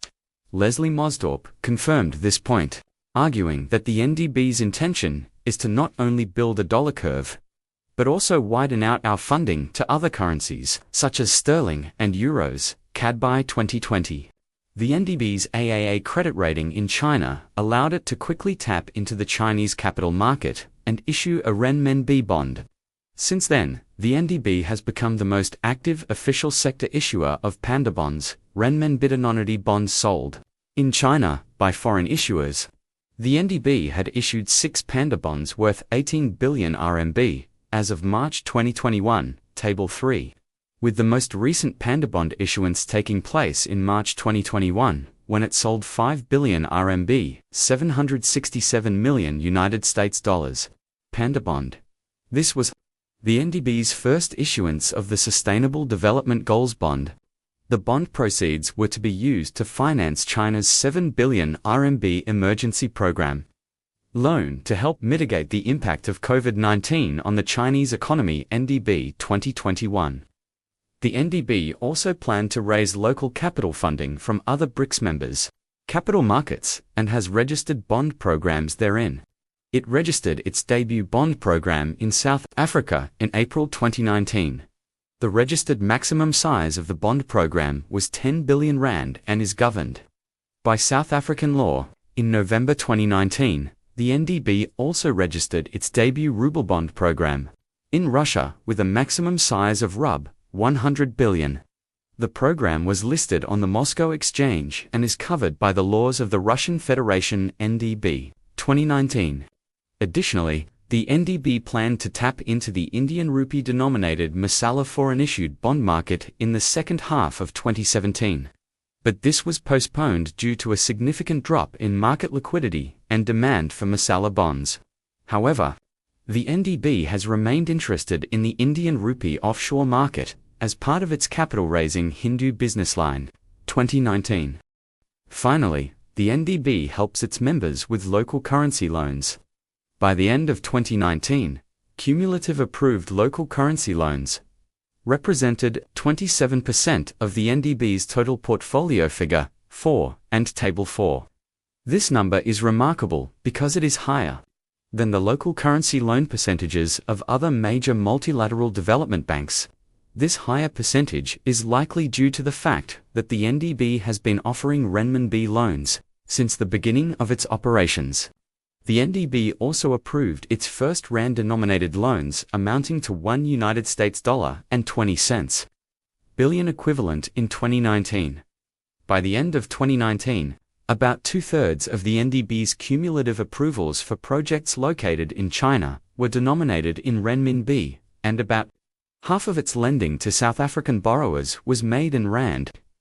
This shows that the NDB has made good on its pledge to extend loans in local currencies, the yuan oil futures and de-dollarizing global oil trade. While the NDB represents a BRICS coalitional challenge to the US dollar's dominance by establishing a new multilateral institution governed by its members. There are also important de-dollarization trends in the global oil market that can be augmented by expanding BRICS energy cooperation. 12. The US dollar's hegemonic position in the global financial system has been critically grounded in its exclusive position as the funding vehicle and pricing currency of the global oil trade. The world's leading crude oil pricing benchmarks, namely the West Texas Intermediate, WTI, and Brent, are priced in US dollars. Scholars have argued that the main front where the future of the dollar will be decided is the global commodity market, especially the $1.7 trillion United States dollars oil market. Luft, 2018. The use of non-dollar currencies in global oil markets is a serious challenge to the petrodollar system. Foster, 2018. BRICS as a group is certainly strong enough to mount that challenge, in terms of consumption power, and forms a bigger oil importing bloc than the entire European Union. China, the world's largest energy importer, and Russia, the world's largest energy exporter, are mobilizing within BRICS to promote yuan oil futures, thereby challenging the US dollar's hegemonic position in the global oil market. Following the 2018 BRICS summit, China launched yuan oil futures, a renminbi-denominated oil futures contract, on the Shanghai International Energy Exchange. China's new oil futures are priced in renminbi, and renminbi is also convertible into gold on the Shanghai Gold Exchange and Hong Kong Gold Exchange. 13. This process has led to China, the world's largest oil importer, having an entirely domestic infrastructure for trading oil using gold, and that China's oil suppliers can receive payment in renminbi and immediately convert it into gold. This shift marks the beginning of a non-dollar financial instrument and non-dollar price discovering mechanism for a major global commodity. The Shanghai-traded yuan oil futures still lag behind rivals such as the London-traded Brent oil futures and the New York-traded WTI oil futures in terms of volume, but they have already surpassed comparable offerings traded in Tokyo and Dubai by a significant amount. Figure 5. The renminbi oil futures' accelerated growth has received the attention of leading central bankers in advanced economies. For example, Bank of England Governor Mark Carney, 2019, observed that the renminbi is now more common than sterling. In oil future benchmarks, despite having no share in the market prior to 2018, with the recent escalation of the US-China trade war, China has accelerated its promotion of a possible petro-yuan, renminbi-denominated oil trading. In 2021, Chinese Foreign Minister Wang Yi went on a week-long tour of Saudi Arabia, Turkey, Iran, the UAE, Bahrain, and Oman. This trip was seen as a signal of China's intention to secure long-term energy deals with major Gulf energy producers, to dictate oil pricing terms and fuel the rise of the petro-yuan yuan. 2021, with China's push for the use of renminbi in oil pricing and trading, and the strong global demand for a non-dollar denominated oil trading mechanism. The renminbi-denominated oil trading is likely to become more significant, partially displacing US dollar oil trading in one market after another. Matthews and Selden, 2018. The prospect of a petro-yuan would make it possible for countries under US sanctions, especially major oil exporters such as Iran and Russia, to access global markets via an alternative currency and non-dollar payment systems, thereby weakening the effectiveness of US sanctions power. China's primary motivation for promoting its yuan oil futures is to encourage the use of renminbi in oil trading and risk hedging, especially in the settling of physical oil deliveries to reduce exchange risks. The Chinese government cannot single-handedly launch the yuan oil futures and ensure the fast growth in trading volume. Because commodities trading requires buyers and sellers, the fact that the yuan oil futures have been launched successfully and the trading volume has expanded indicates that there is great interest in the market to de-dollarize the global oil trade. Russia also has a strong interest in de-dollarizing the global oil trade, because major Russian energy companies have been under US sanctions since the Ukraine crisis in 2014. Being the world's largest oil and natural gas exporter, Russia's economic security revolves around vital oil and gas revenues. Oil and gas accounted for 60% of Russia's export revenues and nearly 40% of government revenues in 2017. Russian Matters, 2018. BRICS supported Russia after the United States imposed sanctions on Russian companies. In June 2017, BRICS foreign ministers condemned unilateral military intervention or economic sanctions in violation of international law and universally recognized norms of international relations. China MOFA, 2017. China's launch of the yuan oil futures provides a crucial alternative trading platform for Russian oil companies and Russian oil consumers. The potential of the yuan oil futures to advance global oil trade de-dollarization goes even further. When considering the linkage to gold, China has sweetened the yuan oil futures by providing trading infrastructure to facilitate swapping oil into gold, with the renminbi serving as an intermediary funding step. If BRICS had their own pricing benchmark for gold, rather than being subject to London or New York's pricing, this infrastructure would potentially complete the goal of de-dollarizing the global oil trade, making it possible to trade oil using gold with minimum exposure to exchange risk. Sergei Shvetsov, the first deputy chairman of Russia's central bank, confirmed in 2017 that BRICS countries were discussing the possibility of establishing a single gold trading system, both within BRICS and at the level of bilateral contracts. TASS, 2017. Shvetsov previously raised this theme at the bilateral level during his visit to China in 2016. TASS, 2016. Such developments signal a potential BRICS alliance in the global physical gold market, where BRICS countries have major stakes. China, Russia, South Africa, and Brazil are major gold producers, and China and India are also the world's two largest gold consumers. A BRICS single gold trading system would facilitate the creation of a new gold pricing benchmark based upon global physical gold trading rather than gold derivatives. Combined with the gold-backed trading of yuan oil futures, oil producers could swap oil for gold rather than for US Treasury securities, further de-dollarizing the global oil market. Apart from de-dollarization, a BRICS single gold trading system would also help to strengthen domestic currency stability, because it would free BRICS members from being subject to foreign pricing. BRICS alternatives to SWIFT and de-dollarizing global financial infrastructure in another effort to reduce their dependence on the US dollar. BRICS members have been building their own global payment infrastructures for international transactions that are independent of the US dollar and can serve as alternatives to SWIFT, the leading messaging network for financial transactions worldwide.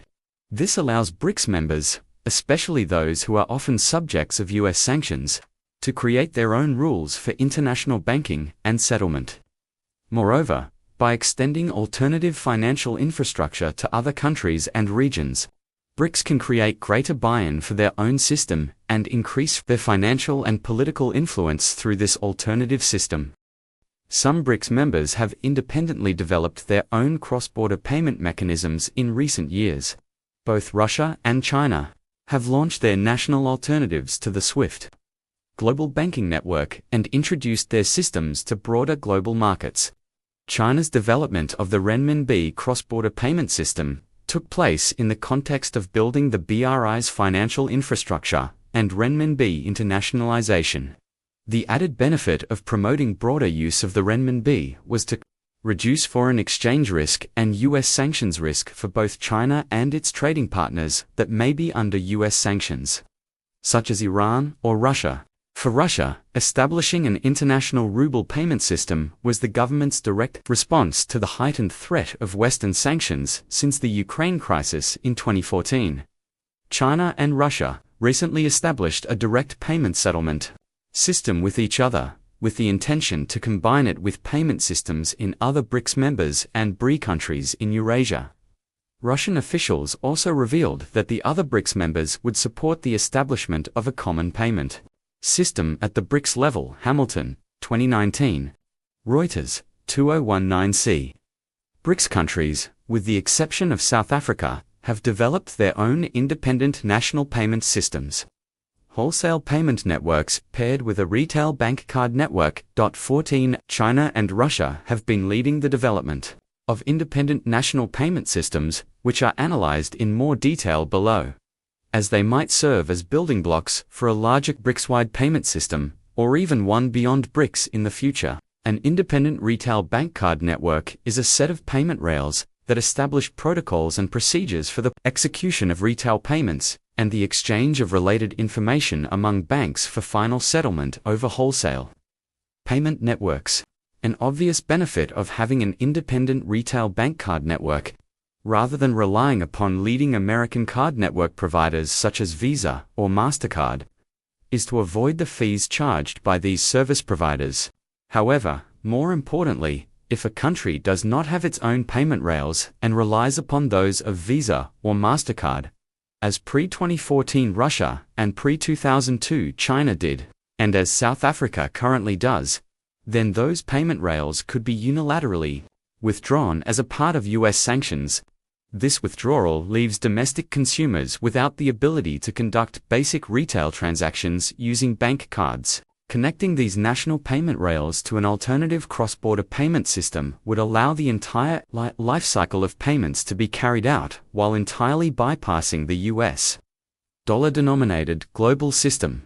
China, over the past decade, China has broadened the international coverage of the renminbi-based financial infrastructure, featuring China's own cross-border payment system and UnionPay bank card network.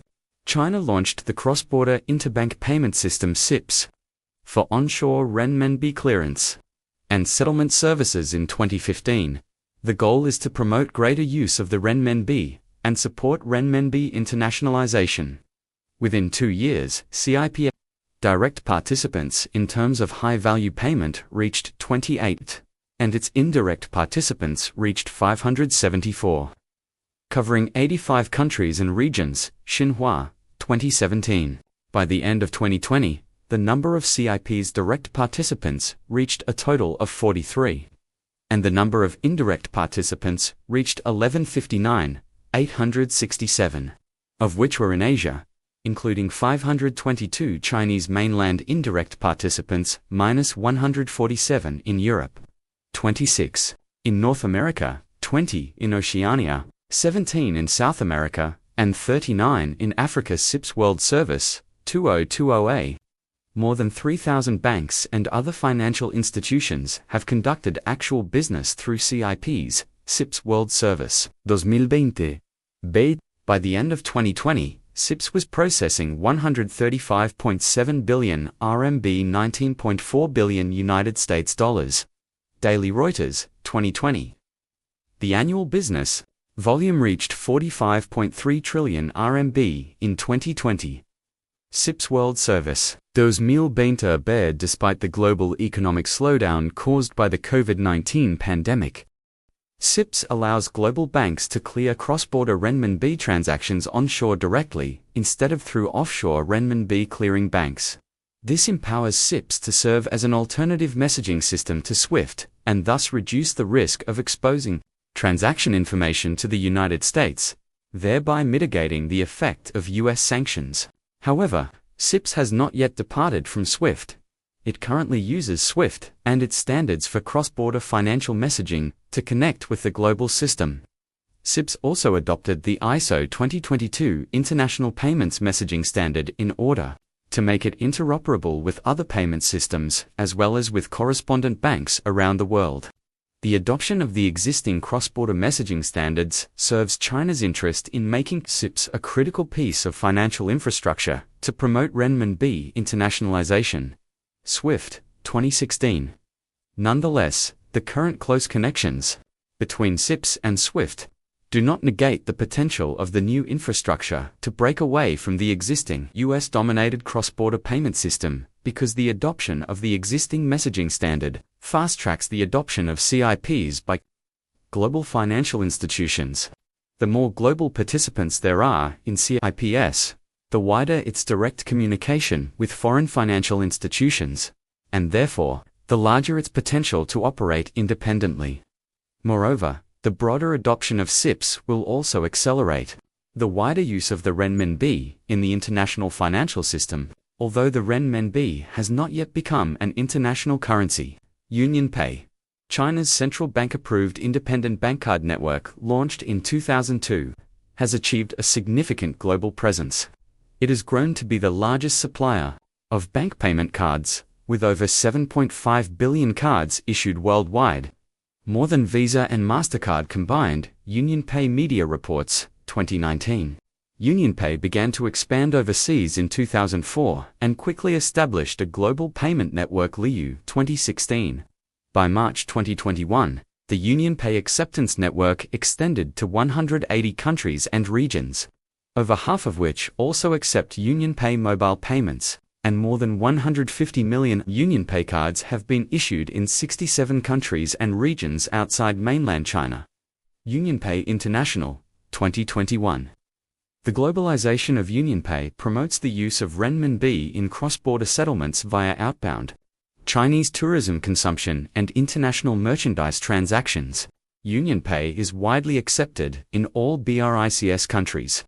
In Brazil, UnionPay cards were first accepted at Brazilian ATMs in 2006. In March 2021, the acceptance rate of UnionPay bank cards reached 70%. Belt and Road Initiative, 2021. In Russia, UnionPay partnered with the Russian National Payments Card System in 2016, allowing both payment networks to accept UnionPay cards and Russian bank cards. This agreement broadened the international use of Russian bank cards. China News, 2016. UnionPay's acceptance rate in Russia reached over 90% in 2019. People's Daily, 2019. UnionPay has also promoted its mobile payment feature in Russia. In 2018, UnionPay and Huawei jointly launched their Huawei Pay service in Russia, which was their first joint international market launch. In 2020, UnionPay partnered with Russia's Solidarnost Bank and Huawei to accelerate contactless payments in Russia and enable cardholders to use Huawei Pay on their Huawei or Honor smartphones. Electronic Payments International, 2020. Regarding India, in 2018, the Reserve Bank of India approved the cooperation between UnionPay and the National Payments Corporation of India, which runs the country's RuPay bank card network. This approval allowed UnionPay cardholders to use all ABNES and point-of-sale terminals in India to withdraw cash or conduct transactions using the Indian rupee. Parma, 2018. In December 2018, UnionPay cards were accepted at over 90% of TMIs in India. Pine Labs, 2018. South Africa's business with UnionPay started in 2008. Within a decade, UnionPay bank cards became widely accepted for withdrawal service by most ATMs of the 4 major South African banks. In 2019, the Standard Bank of South Africa launched its UnionPay cards in both virtual and physical form to local account holders to facilitate their payments in China. Xinhua, 2019. Besides working with local banks, UnionPay has also been working with retailers of all sizes in South Africa to enable their point-of-sale (PPS) terminals at checkout counters across the country. UnionPay Market News, 2019. Overall, the growth of UnionPay in day-to-day transactions, combined with the CIPS infrastructure, gives China and other BRICS members an option to De-Dollarize bilateral payments using renminbi as an alternative. Russia's de-dollarization initiatives started in 2014 in the wake of US sanctions. Following Russia's annexation of Crimea, President Barack Obama signed Executive Order No. 13,661, which targeted bank cards issued by 7 Russian banks. Both Visa and MasterCard stopped processing transactions for their Russian customers, and about 500,000 credit cards and debit cards issued by these 7 Russian banks found their payment function frozen. 2020. This severely affected Russia's domestic and international economic exchanges. Moreover, the United States and the United Kingdom also threatened to cut off Russia from SWIFT. In this context, Russia began building 2 pieces of financial infrastructure that are critical for reducing its exposure to US sanctions, namely, 1. An independent national payment system to serve as Russia's alternative to Visa or MasterCard, and 2. A proprietary financial messaging system as Russia's equivalent to SWIFT. Russia's de-dollarization of financial infrastructure started when the Russian State Duma passed the National Payment Card System (NSPK) Act in 2014. This act established the National Payment Card System Joint Stock Company as the main operation and settlement center of the NSPK, which was owned by Russia's central bank. In July 2015, through public tender in Russia, the card was named Mir, which means both world and peace in Russian. By August 2017, more than 13.9 million Mir cards had been issued in Russia, representing 10% of the Russian population. By the first half of 2019, 312 banks in Russia had joined the system. Practically all trade and service points, including cafes, shops, restaurants, and petrol stations, now accept payments with Mir cards. Mir cards are also welcomed in Crimea, where Western banks have been prohibited from operating. Mir's performance shows other governments how to challenge established payments giants based in the United States, such as Visa and MasterCard. Since 2014, Russia has also been developing its own proprietary financial messaging system called System for Transfer of Financial Messages, SPFS, as the Russian analog to SWIFT. It can be connected to both foreign banks and foreign legal entities. According to the director of the Bank of Russia's National Payment System, Alla Bakhina, 8 foreign banks and 34 legal entities signed agreements to join the SPFS by 2019. 2019. Traffic through the system has been growing and accounted for around 15% of all internal traffic in 2019, up from 10 to 11% in 2018. 2019. Moreover, Russia has been actively seeking to expand SPFS's international presence. Opening up SPFS to foreign banks was part of President Putin's agenda to further undermine the US dollar after his election victory in 2018. In 2019, Russia and Iran connected their financial messaging systems, linking banks in both countries. Through SPFS and SEPA-M, the Iranian alternative to SWIFT. Financial Tribune, 2019. Russia also introduced SPFS to banks in the Eurasian Economic Union (EEU) region. Russia Briefing, 2019. The same year, Russian Finance Minister Anton Siluanov signed an agreement with Turkey to start using the ruble and the lira in cross-border payments and settlements, greatly increasing the possibility of connecting Turkish banks and companies to SPFS and using Russian Mir cards in Turkey. 2019. Besides the EEU region and Turkey, Russia also expressed interest in linking SPFS with other countries in the Middle East and European region. Chaudhary, 2019b. Reuters, 2019. Russia Business Today, 2019. A potential China-Russia Plus coalition to create a SWIFT alternative. Russia has sought to mobilize its BRICS partners, particularly China, to achieve wider acceptance of its Mir card system and greater international coverage of its SPFS infrastructure. In November 2016, Prime Minister Medvedev said that Russia desired a mutually compatible payment system with China that would harmonize the two countries' national payment systems to preemptively deal with the risk of being cut off from SWIFT. Soldotkin, 2016. He also said that Russia and China discussed the launch of a new cross-border payment system for direct trade invoices, settlements in renminbi and ruble. Medvedev made it clear that this initiative was an attempt to move away from the current dollar-dominated financial system, and bypass Western sanctions. Rolfe, 2018. In June 2019, Russia and China agreed to deepen cooperation in national payment card systems and cross-border payments in national currencies. TASS, Russian news agency. 2019. In March 2021, Russian Foreign Minister Sergei Lavrov again called for China to work with Russia to reduce their dependence on the US dollar and Western payment systems and push back against the West's ideological agenda. Osborne, 2021. On China's side, the PBOC has improved the efficiency of transactions between the two national currencies. In October 2017, the PBOC approved the China Foreign Exchange Trading System, CFETS, to institute a payment versus payment PVP system. To facilitate financial transactions between renminbi and ruble, this PVP system can shorten the delivery time lag between the two currencies from at least a day to only a few seconds, which is a major improvement in transaction efficiency and will greatly reduce foreign exchange transaction risk. PRC Gov. 2017. This PVP system was the very first of its kind. Its launch marked the official establishment of a PVP mechanism for transactions between renminbi and foreign currencies in China's foreign exchange market.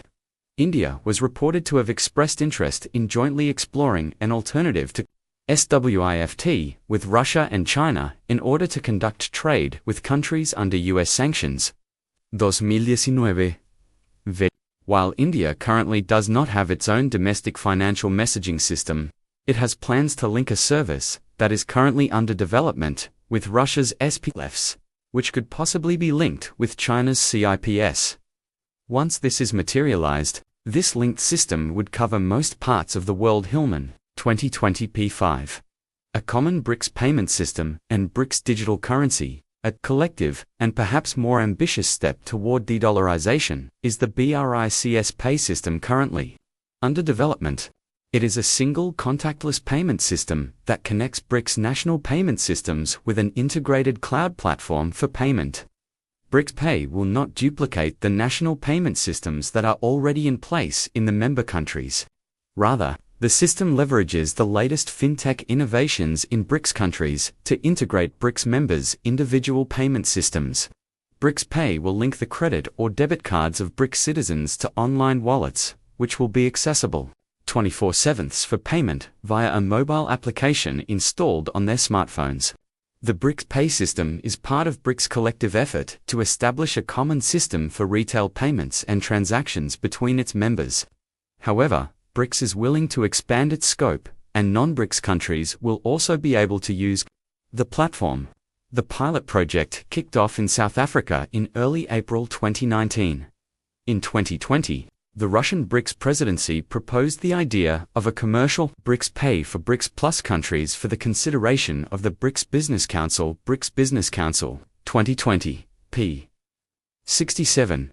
The biggest advantage of BRICS Pay is that this proposed integrated payment system would make possible the use of BRICS members' national currencies as a direct basis of exchange for external payments. Currently, external settlements between BRICS members still require a conversion into US dollars, which requires the engagement of US banks. For example, a yuan ruble non-cash settlement using UnionPay cannot happen directly. It must be converted into US dollars first. Through BRICS Pay, the conversion to US dollar and US banks would no longer be necessary, because payments would be settled using the national currencies of the BRICS members. The BRICS Pay system will also allow the members to reduce their dependence on international payment organizations such as SWIFT, Visa, and MasterCard. It could potentially give BRICS members a shared competitive advantage to compete with traditional banks in the global financial services market, currently dominated by US banks, as well as US rules and norms. The integrated BRICS Pay system, connecting the national payment systems of BRICS members, while also allowing non-BRICS countries to participate, could potentially disrupt the financial dominance of the incumbent Western global financial powerhouses.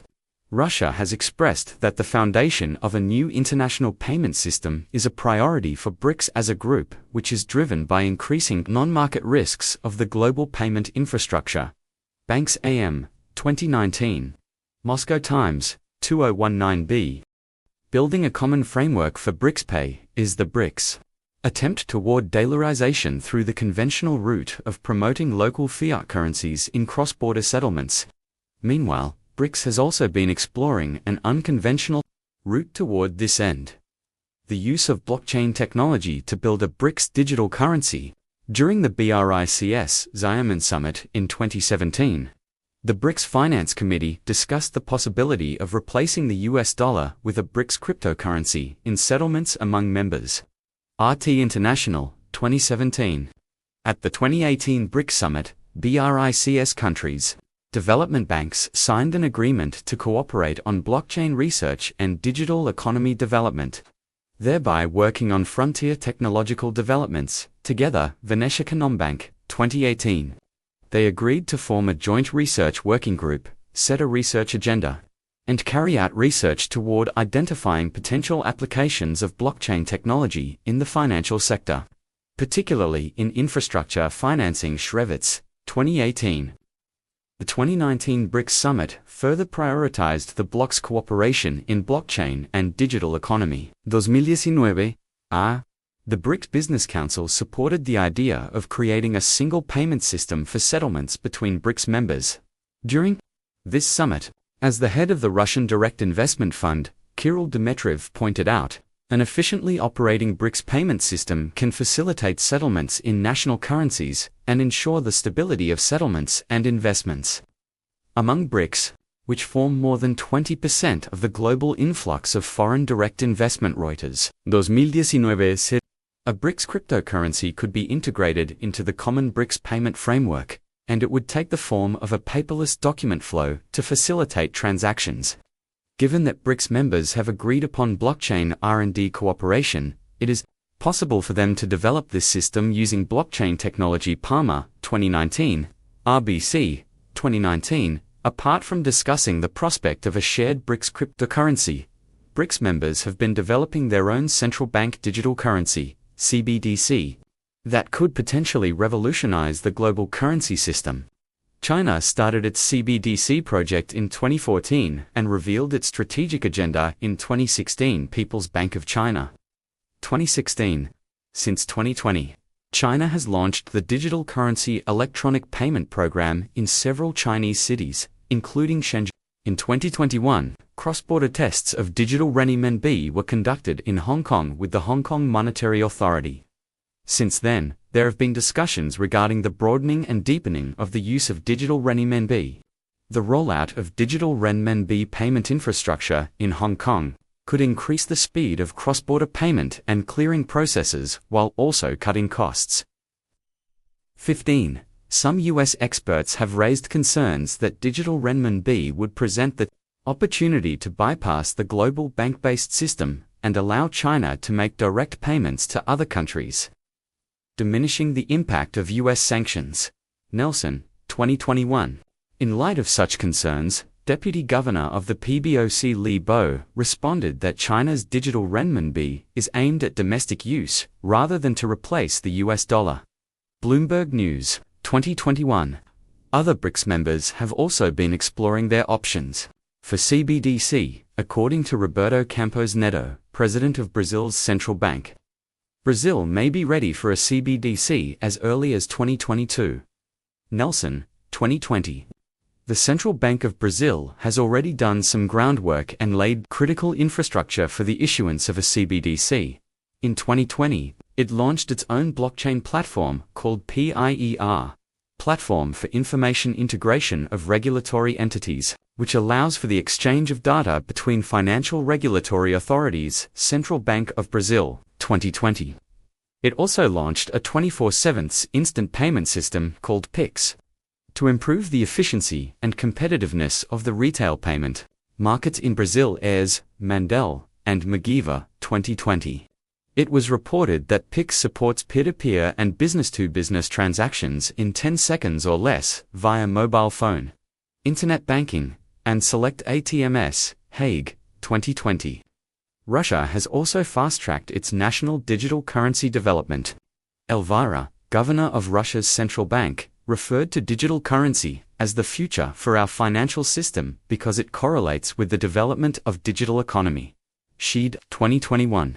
In 2020, Russia's central bank outlined Russia's plan for a digital ruble, aiming to launch a pilot program at the end of 2021. Bank of Russia, 2020, Shom, 2021. As of October 2020, at least 5 Russian banks had expressed interest in participating in future, non-public tests of the digital ruble parts, 2020. South Africa has been interested in the prospect of its own CBDC. 16. The South African Reserve Bank has been conducting research on CBDC since late 2016. 17. It successfully completed a 14-week proof-over-concept trial for Project Coca, means pay in the South African Zulu language, testing the idea of a commercial payment system for interbank settlement using a tokenized South African rand on Ethereum-based blockchain Quorum. Bitcoin Africa, 2018, Group, 2018. Tobor, 2018. The test results showed that the typical daily volume of the South African payments system could be processed in less than 2 hours with full confidentiality of transactions and settlement finality. South African Reserve Bank, 2018. The central bank launched Project Coca 2 in February 2021 to explore the use of both a wholesale CBDC and a wholesale privately issued settlement token for interbank settlement. Intergovernmental FinTech Working Group, 2021. Following China's launch of the digital renminbi, the Indian government proposed to prohibit all private cryptocurrencies and create a framework for an official digital currency in February 2021. Gosh, 2021. In 2018, the Reserve Bank of India 2018 announced that it had constituted a team to study the desirability and feasibility of a CBDC. According to Governor Shaktikanta Das, the Reserve Bank of India has been preparing to launch its own digital currency. Gosh, 2021. At the current stage, none of the alternative payment systems discussed above has achieved truly global status, with the exception of China's Union Pay network.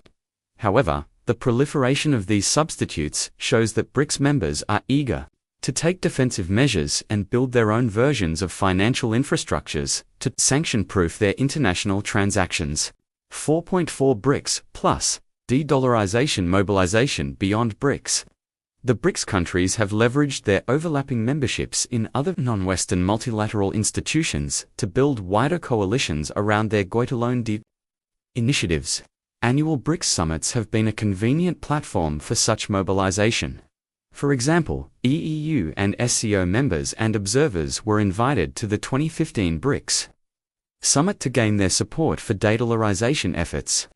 During this meeting, Chinese President Xi emphasized that the BRICS, the SAO, and the EEU are all influential mechanisms of cooperation, and that the gathering of state leaders sent out a positive signal of unity and cooperation to emerging markets and other developing countries. China MOFA, 2015. In 2017, the BRICS leaders, together with the leaders of Egypt, Guinea, Tajikistan, Mexico, and Thailand, held the Dialogue of Emerging Market and Developing Countries on the margins of the BRICS Xiamen Summit People's Daily. 2017. This dialogue marked the launch of the China-initiated BRICS plus BRICS plus expands the BRICS platform to bring in other countries and regional integration institutions, such as the Mercosur, the SCO, EEU, South African Customs Union, South Asian Association for Regional Cooperation, and ASEAN plus China. BRICS Plus brings together 35 countries to form an expanded platform that can coordinate policies with BRICS regional partners across the 4 continents. As such, it provides a convenient venue for de-dollarization policy coordination and non-dollar financial infrastructure construction. A notable example of broader mobilization through the BRICS Plus informal institution is a subgroup of the BRICS Plus, namely, the SCO. Several BRICS members are members of the SCO. Both China and Russia are founding members, and India joined as a full member in 2017. With 3 of the 5 BRICS members being also SCO members, it is likely that these 2 non-Western institutions will conduct policy sharing and policy coordination through both platforms, including policies designed to reduce their dependence on the US dollar. The CO was initially established for security cooperation, but it has gradually taken on economic dimensions as well. Before the Shanghai Summit in 2006, SCO members launched the CO mechanism of interbank cooperation.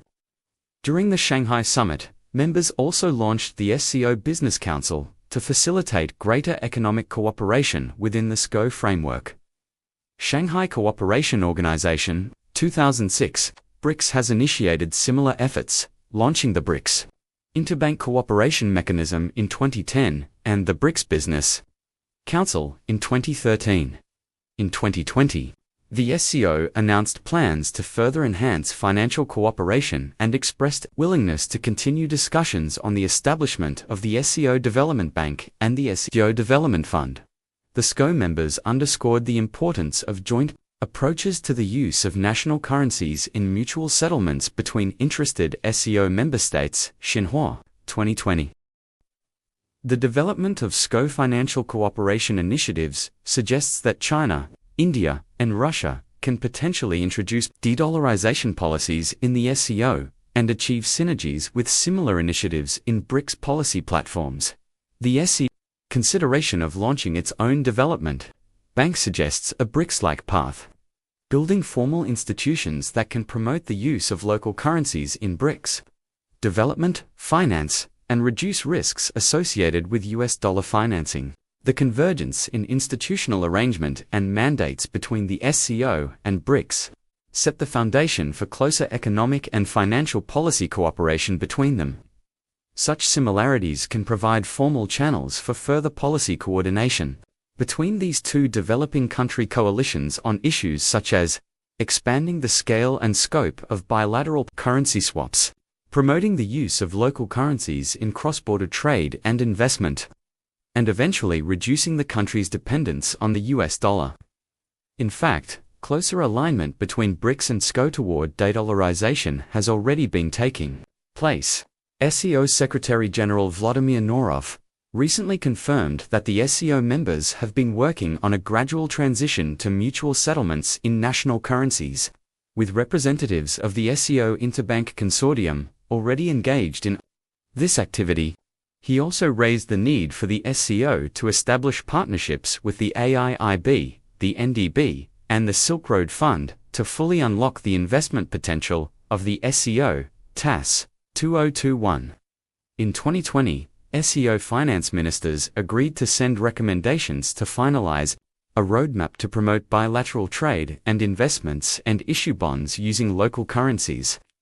To summarize the findings of this section, we have demonstrated that BRICS and its members have pursued de-dollarization through the GOAT alone strategy, using both institutional and market mechanisms to achieve greater autonomy and influence.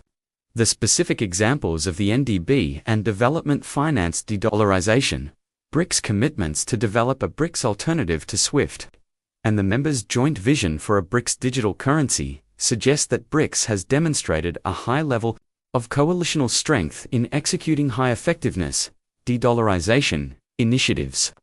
These are club goods that could serve as critical elements for developing an alternative non-dollar global financial system and help shield members from the dollar volatility and US sanction risk.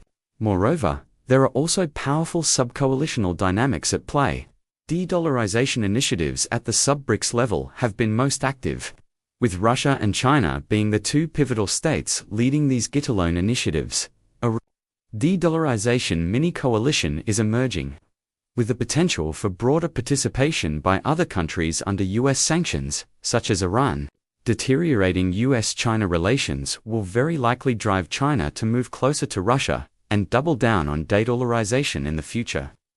Additionally, BRICS has also attempted to create broader coalitions by leveraging the members' overlapping memberships in other non-Western organizations, such as the use of BRICS Plus and its engagement with SCO and U.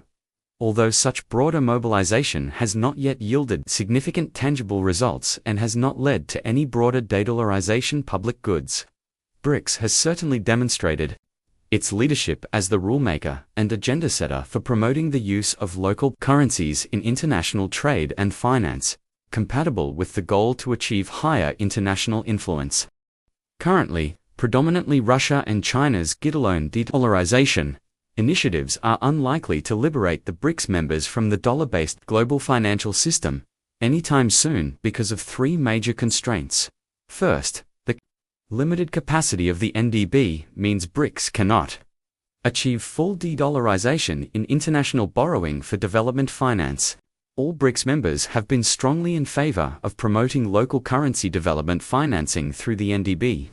But the NDB's capacity is much more limited relative to traditional development financiers such as the World Bank or the Asian Development Bank. While the NDB has been considering potential expansion, its size and scope constrain BRICS' collective de-dollarization potential. Second, not all BRICS members have the resources or capacity to sponsor their own market infrastructures or instruments. Now, only China and Russia have political incentives and the capacity to develop their own alternatives to SWIFT and seek to connect them. Moreover, only China's market size is large and influential enough to launch an alternative oil futures contract, like the yuan oil futures, to the US dollar market. Thus, it is currently unlikely that the BRICS members would completely abandon the US dollar-based financial infrastructure. Third, the internal geopolitical dynamics within BRICS and its members' relationships with the United States may prevent BRICS from formally making the group a de-dollarization advocacy coalition, which would be the fastest way to implement the good alone strategy and gain followers, reform the status quo strategy, remaking existing institutions and markets besides good alone initiatives. BRICS countries have also pursued de-dollarization through a reform the status quo strategy to dilute the US dollar's dominance in the existing global financial system. To this end, BRICS members have diversified their reserve assets at the individual state level and have also collectively built an internal layer of support through the dollar-based CRA to modify their dependence on the IMF.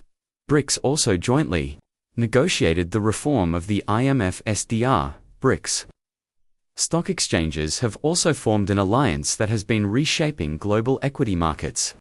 Such BRICS-level initiatives demonstrate BRICS' strength as a de-dollarization coalition working within the existing dollar-based system to improve BRICS autonomy and influence. At the sub-BRICS level, members have been promoting the use of local currencies in bilateral trade and strengthening internal currency cooperation by using bilateral currency swaps to diffuse the US dollar's dominance as the vehicle currency. These sub-BRICS initiatives do not directly improve the global influence of the members, but they help achieve the goal of greater autonomy by reducing exchange risk in bilateral trade and reducing the risk of US sanctions, strengthening against the dollar's dominance. An important aspect of the US dollar's supremacy is the established tradition of using US Treasury securities as the proxy for risk-free assets in global financial markets. Many central banks and sovereign institutional investors hold their reserves and other financial assets in US Treasury securities because of their nearly risk-free nature and credible liquidity. BRICS central banks and sovereign investors are no exception.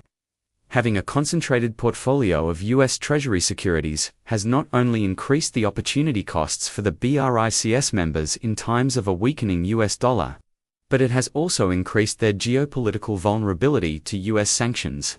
To strengthen their self-defense against the US dollar hegemony, major BRICS central banks, especially the Bank of Russia, have diversified their reserve assets by reducing their holdings of US Treasury securities. Moreover, BRICS also established CRA as a pooled US dollar reserve and an internal first line of defense to help members during small-scale balance of payments shortfalls. All of these measures allow BRICS members to strengthen their self-defense against volatilities in the US dollar and improve their internal support for liquidity in times of dollar shortages. Russia has been the most aggressive among BRICS in substituting US dollar reserves with alternative reserve assets, Since 2013, the Bank of Russia has been trying to reduce the number of transactions conducted in US dollars and has increased the use of euros, renminbi, and rubles in settlements.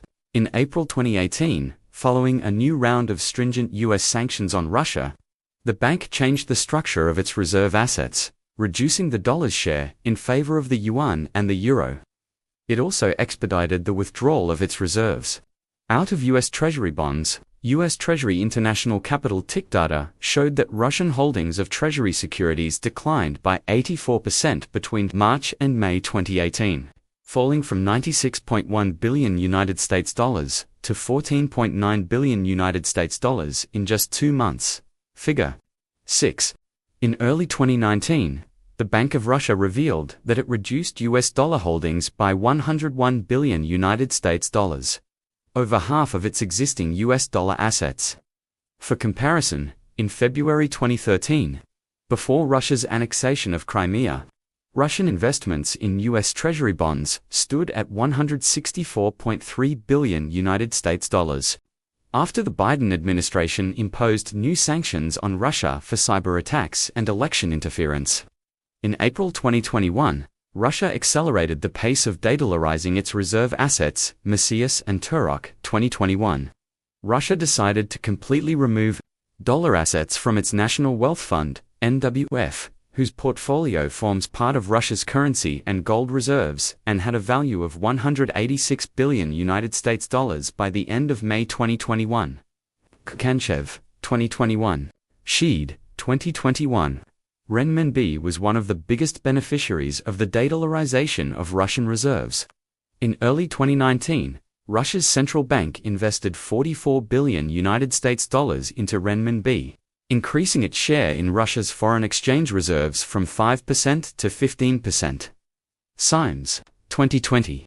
Russia's renminbi holdings are about 10 times the global average for central banks, accounting for about a quarter of global renminbi reserves. Andrianova and Doff, 2019. With NWF's ongoing de-dollarization, this number is likely to increase.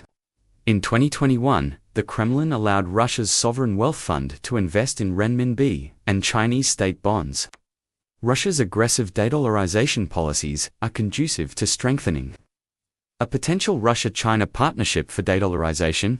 Russian experts have suggested that Russia's push to accumulate renminbi is not just about diversifying reserves, but also about encouraging China to become more assertive in challenging US global economic leadership.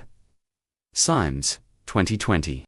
Besides replacing US dollar reserves with other currencies, the Bank of Russia has also been implementing a gold strategy to move away from US assets. It has been the largest buyer of gold in the past few years, quadrupling Russia's gold reserves. Over the past decade, between 2018 and 2019, the value of Russia's gold reserves increased by 42% to $109.5 billion United States dollars, Moscow Times, 2019a. As a result, gold has taken up the largest share of Russia's total reserves since 2000. By June 2020, gold constituted 23% of the reserves of Russia's central bank, while the share of US dollar assets declined to 22%. Russia's gold strategy has made it the leader among BRICS members, measured by the percentage of gold in total reserves. Figures 7 to 9. The BRICS CRA helps further strengthen BRICS' collective defense against balance of payments crises due to US dollar shortages. BRICS members are allowed to draw from the CRA's collective pool of $100 billion United States dollars reserves through swaps using their own currencies in times of need. BRICS. 2014. Some scholars view the CRA as an institution that challenges the IMF, especially in light of BRICS' dissatisfaction with the conditionalities of IMF lending and the domination of Western powers in the IMF, for example. Roberts Armijo and Katada, 2017. Yet the CRA remains dependent on the IMF, and it cannot serve as a substitute for the IMF. Only 30% of accessible CRA funds are available to BRICS members on demand, whereas accessing the remaining 70% requires arrangements with the IMF. 18. This provisional dependence on the IMF preserves the sustainability of the CRA's pooled US dollar reserves. If the maximum amount is insufficient, then BRICS members would resort to the IMF. This establishes an internal first line of defense for BRICS members, up to the authorized amount.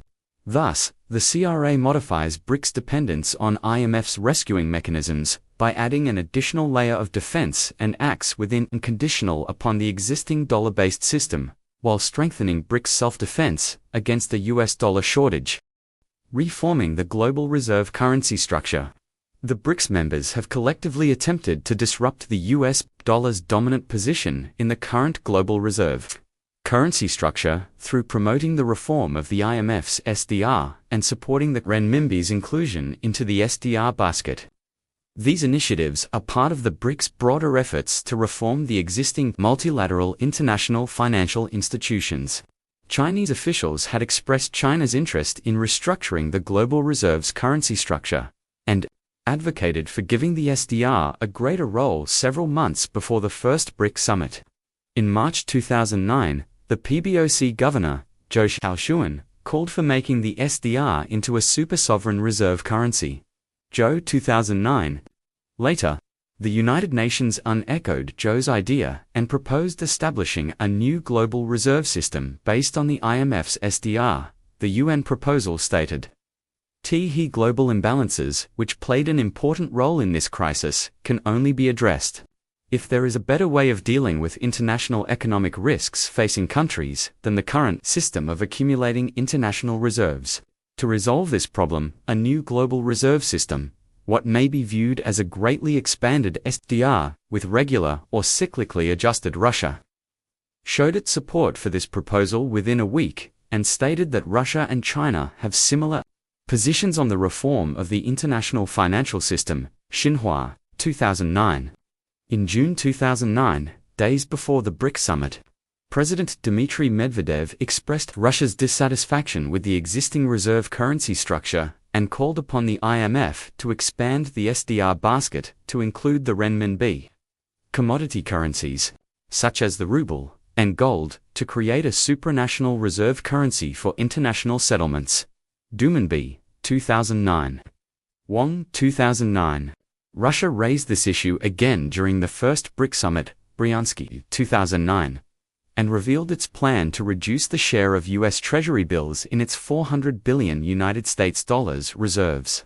This sentiment resonated with China and Brazil's decision to invest $40 billion United States dollars and $10 billion United States dollars, respectively, in IMF bonds, with another $10 billion United States dollars from India.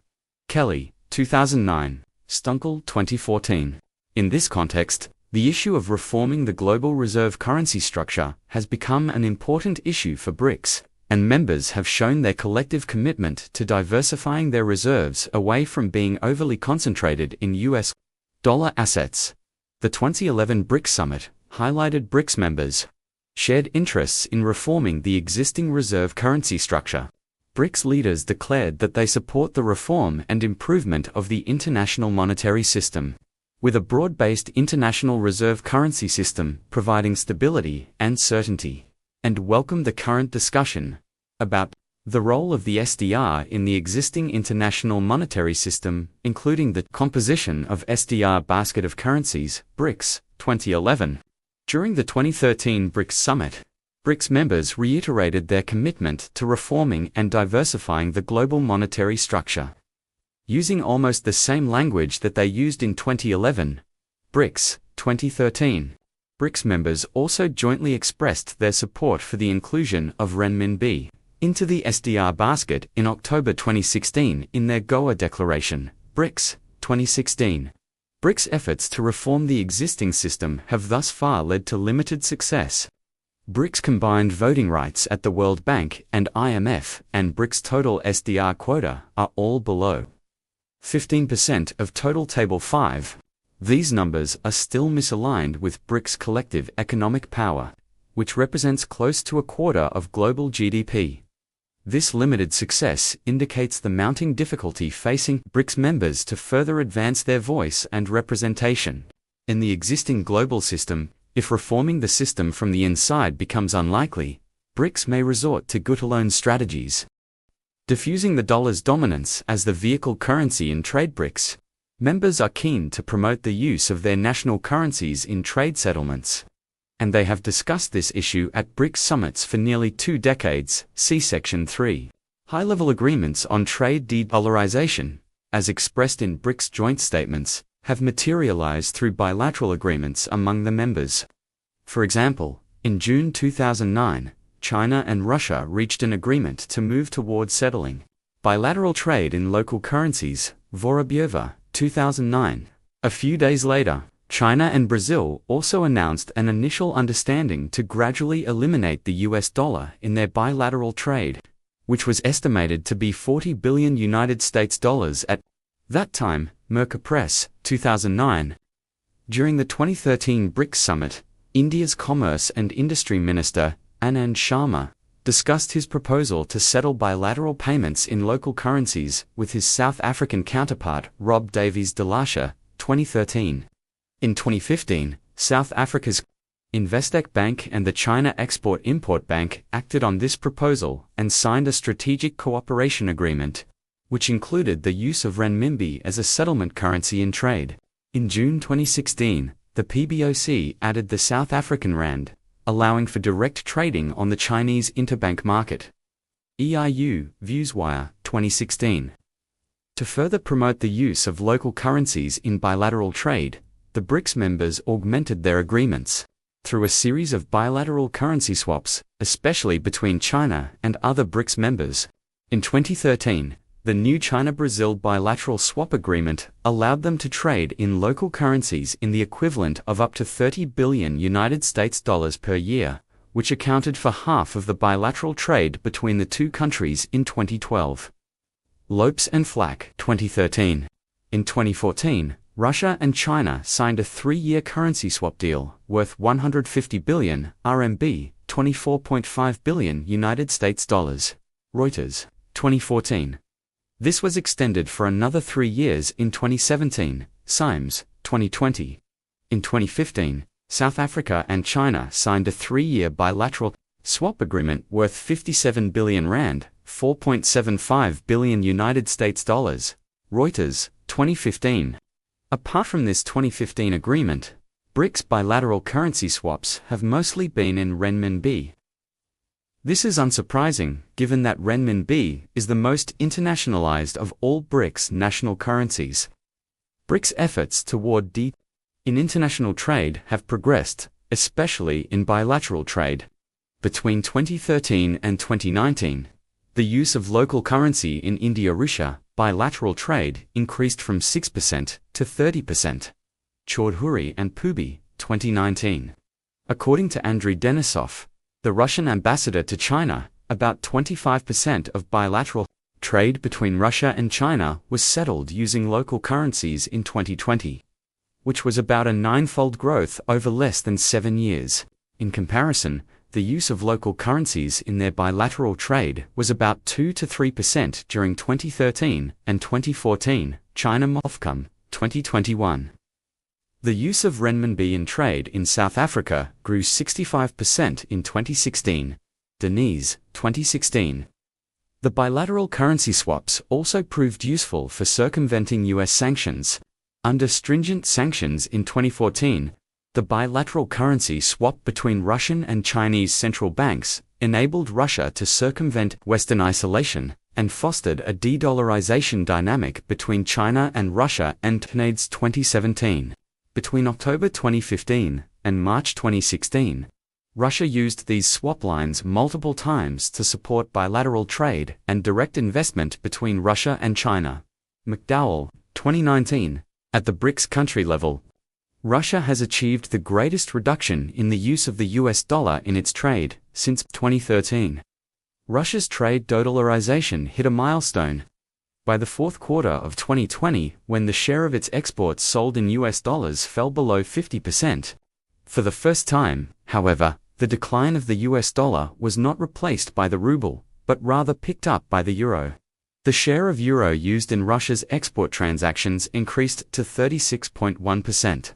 contrasting with a mere 8.7% in the first quarter of 2013, Figure 10. Bilateral trade de-dollarization within BRICS has progressed most rapidly in Russia-China trade. This has been catalyzed by the increasing use of local currencies in Russia's exports to China, especially after major Russian energy companies stopped using the US dollar in their energy exports. For example, in 2015, Gazprom Neft announced that it settled all of its oil exports to China in renminbi due 2015. Fachi, 2015.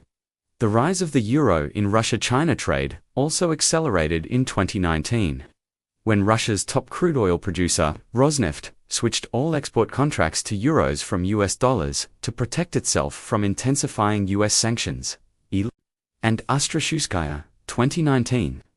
By the end of 2020, more than 83% of Russian exports to China were settled in euro. Figure 11.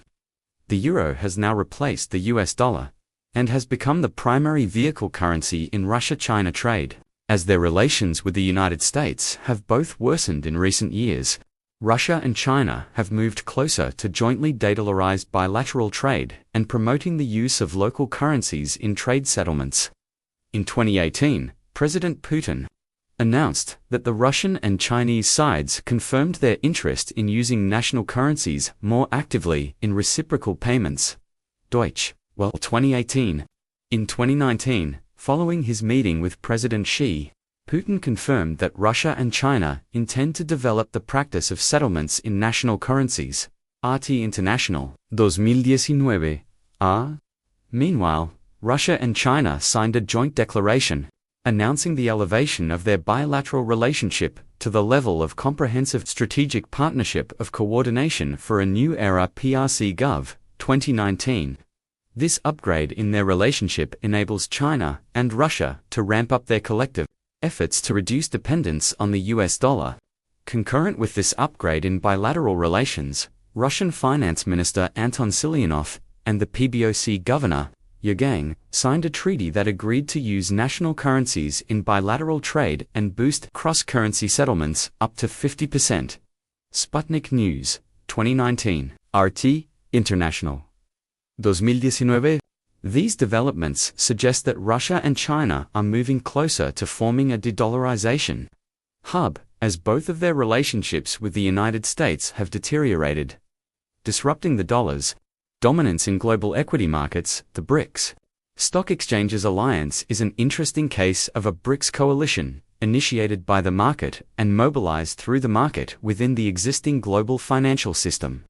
This alliance idea was first suggested by the Hong Kong Exchanges and Clearing Limited HEX in June 2010. Shortly after South Africa joined the BRIC group, Taggart, 2011. In October 2011, stock exchanges in BRICS countries announced an initiative to cross-list benchmark equity index derivatives. BW Businessworld, 2014. This initiative brought together Brazil's BM&F, Bovspar, Russia's Moscow Interbank Currency Exchange from Russia HEX as the initial China representative, and South Africa's Johannesburg Stock Exchange. The National Stock Exchange of India, NSE, and the BSE Limited, formerly known as Bombay Stock Exchange, have signed letters of support and will join the alliance after finalizing outstanding requirements. The BRICS leaders endorsed the formation of this equity market alliance at the 2012 BRICS Summit, and BRICS Stock Exchanges Alliance also started cross-listing equity benchmark index derivatives that could be bought in local currencies during this summit. 19. Members of the BRICS Stock Exchanges Alliance have planned 3 stages of implementation for the initiative. The first stage is the cross-listing of benchmark equity index derivatives, which is meant to facilitate liquidity growth in the BRICS markets and strengthen the international position of the BRICS alliance in the global economy. 20 participating exchanges offer local currency-denominated benchmark equity index derivatives. In the second stage, members of the alliance plan to jointly develop new products for cross-listing on their exchanges. The third stage will include further cooperation in developing joint products and new services. Although the BRICS Stock Exchanges Alliance was not initiated with the goal of de-dollarization, The outcome is a step toward reducing the US dollar's dominance in global equities market. At the time of its announcement, the 7 participating exchanges represented a combined listed market capitalization of $9 trillion and an equity market trading value per month of $422 billion and 9,481 listed companies. Target 2011. They also accounted for over 18% of all exchange-listed derivative contracts traded by volume worldwide at that time. Target 2011. These exchanges collectively represent sizable and fast-growing equity markets that are not traded using the US dollar. Deeper cooperation through cross-listing and joint product development would facilitate the broader use of BRICS local currencies in these equity markets. A BRICS exchanges alliance is appealing for investors in BRICS countries, as well as those overseas. The alliance allows domestic investors within BRICS who want to go offshore to trade index futures and options for each exchange on their domestic market to use their own currency, which is free of capital controls or currency risk. For investors outside of the BRICS countries, the alliance offers easy access to major equity index derivatives of the BRICS markets, which gives them an opportunity for portfolio diversification and for gaining exposure to BRICS equity markets. Broader domestic and international participation in the cross-listed financial products will not only raise the profile of the exchanges, but also increase the use of BRICS currencies in global equity markets and divert capital traffic away from the dollar-denominated financial assets. Moreover, for investors who already have exposure to BRICS economies, futures are essential for hedging and risk management, which is a necessity for developing a robust financial ecosystem in BRICS countries. To summarize the findings of this section, reform the status quo initiatives have allowed BRICS members to reduce their dependence on the US dollar, without creating new non-dollar institutions or market mechanisms. These initiatives are less effective than good alone measures due to the lack of non-dollar alternatives. They are likely to be less successful in de-dollarizing the existing global financial system or enabling rising powers to achieve greater autonomy and influence in the global system. However, BRICS group-level initiatives, such as the launch of the CRA as a first line of defense before going to the IMF, and the collective bargaining for SDR reform, have demonstrated a high level of coalitional strength, as BRICS presented united front to the Western-dominated multilateral financial institutions. The sub-BRICS level de-dollarization initiatives, such as the unilateral reduction of the share of dollar assets in foreign exchange reserves and the BRICS stock exchanges alliance, directly improve members' autonomy. These measures, however, are of a much smaller scope. Russia's aggressive reduction in its US dollar asset holdings suggests that for any country subject to US sanctions, its central bank and sovereign fund can unilaterally de-dollarize its reserve assets as one measure to attempt to weaken the effectiveness of US sanctions. However, in the context of BRICS, it is very unlikely that all BRICS central banks will agree to remove the dollar from their reserves. After all, the US dollar is still the most widely accepted currency in international settlements, and the US Treasury bond is still the best proxy for risk-free assets. The large dollar asset holdings of some BRICS members prevent them from dumping the US dollar or US Treasury securities on a large scale, as a decrease in US dollar asset value would inevitably incur major losses for these BRICS members. Moreover, the CRA has limited capacity to provide liquidity needs, and there is also a cap on withdrawals. This means the CRA can only serve as first line of defense, but not a lender of last resort for the BRICS members. Finally, cross-listing among BRICS stock exchanges does not rewrite the rules or standards of global capital markets. If these exchanges want to be attractive to international investors, they must establish regulatory certainty with convertibility to the US dollar market. Moreover, compared with the dollar-based equity market, their size and market depth are much smaller. Therefore, at the current stage, BRICS stock exchanges have little capacity to create a large impact on global financial markets. Finally, several of these reform measures require negotiations with the incumbent, such as the SDR reform. Collective actions involving only a small number of participants are much easier to mobilize than a multi-party negotiation, especially when the incumbent powers have significant control over the existing system. Even if there was an opportunity for a BRICS currency to be promoted and to share the dominant currency power position with the US dollar, there is no BRICS currency that could take this responsibility, the renminbi included. As long as the renminbi comes with the strings of capital controls attached, it cannot rise to the dominant currency position, either in trade or international finance.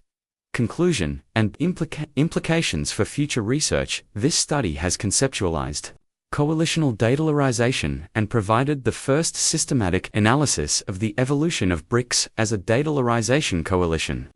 Using a risk management lens, it developed the pathways to de-dollarization framework to explain how a rising power coalition can attempt to de-dollarize the US-led global financial system and mitigate the risk of dollar hegemony, using both good alone and reform the status quo strategies and various institutional and market mechanisms. Our framework contributes to existing scholarship on currency statecraft and global financial governance, the political economy of rising powers, and BRICS studies. Our conceptualization of coalitional de-dollarization has three primary theoretical implications. First, coalitional de-dollarization is different from national or unilateral monetary Prior scholarship has demonstrated that national monetary is about the process of implementing domestic policies and regulations to institute a national currency at home. In contrast, coalitional de-dollarization revolves around international negotiation processes that require mutual gains to make the creation of non-dollar multilateral institutions and an alternative non-dollar infrastructure possible. While we initially hypothesized that Russia and countries most negatively affected by the dollar volatilities would emphasize get-alone strategies, we found growing support for de-dollarization and efforts to innovate in the de-dollarization space among all coalition members.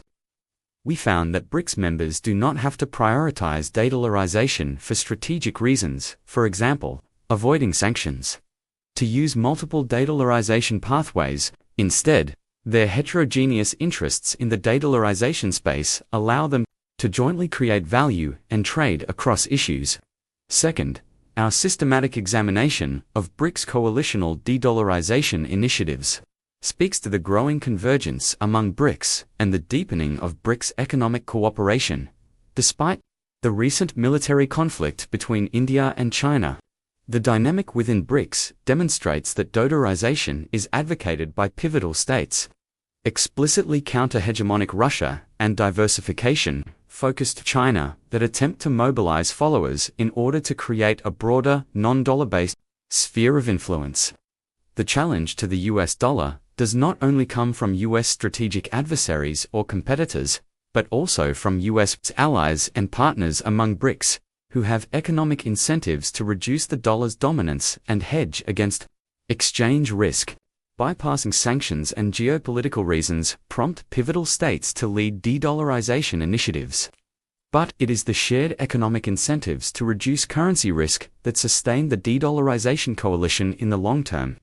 Third, our evaluation of de-dollarization initiatives takes place at different levels and demonstrates that unilateral de-dollarization initiatives could pave the way for a wider coalitional initiative. Connecting national non-dollar financial infrastructures among BRICS can lead to the creation of an alternative non-dollar financial system. Similarly, connecting BRICS-level initiatives with non-Western organizations' initiatives can generate benefits through institutional interactions. Empirically, this study uses new BRICS cooperation data and BRICS de-dollarization as a case study, but it can also be applied to other aspiring de-dollarization coalitions. The findings are summarized in Figure 12. BRICS, good alone. Initiatives have taken place at all levels of coalitional strength. However, its reform the status quo initiatives have thus far been mostly at the group, subgroup, and unilateral levels, and have not yet made concrete achievements beyond the group level. BRICS has demonstrated a relatively high degree of coalitional strength in the pursuit of good alone.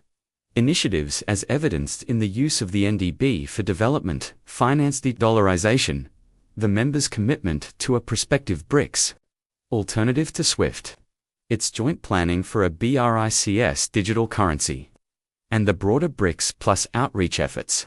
Although these initiatives remain at a small scale, they create new non-dollar mechanisms and help BRICS members achieve greater autonomy. Moreover, they also expand BRICS influence by helping with the creation of a BRICS de-dollarization sphere of influence. Therefore, they provide critical components for developing an alternative non-dollar financial system governed by BRICS. Figure 13 visualizes the analyzed BRICS de-dollarization initiatives against the key areas of the dollar's dominance.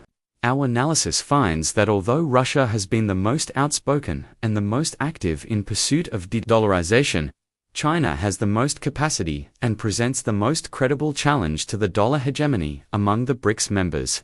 Other members have been less enthusiastic toward de-dollarization, but they have nonetheless participated. That said, our original assumption that BRICS dollarization initiatives are not aiming at a wholesale throwaway of the dollar, but rather a reaction against the dollar hegemony holds.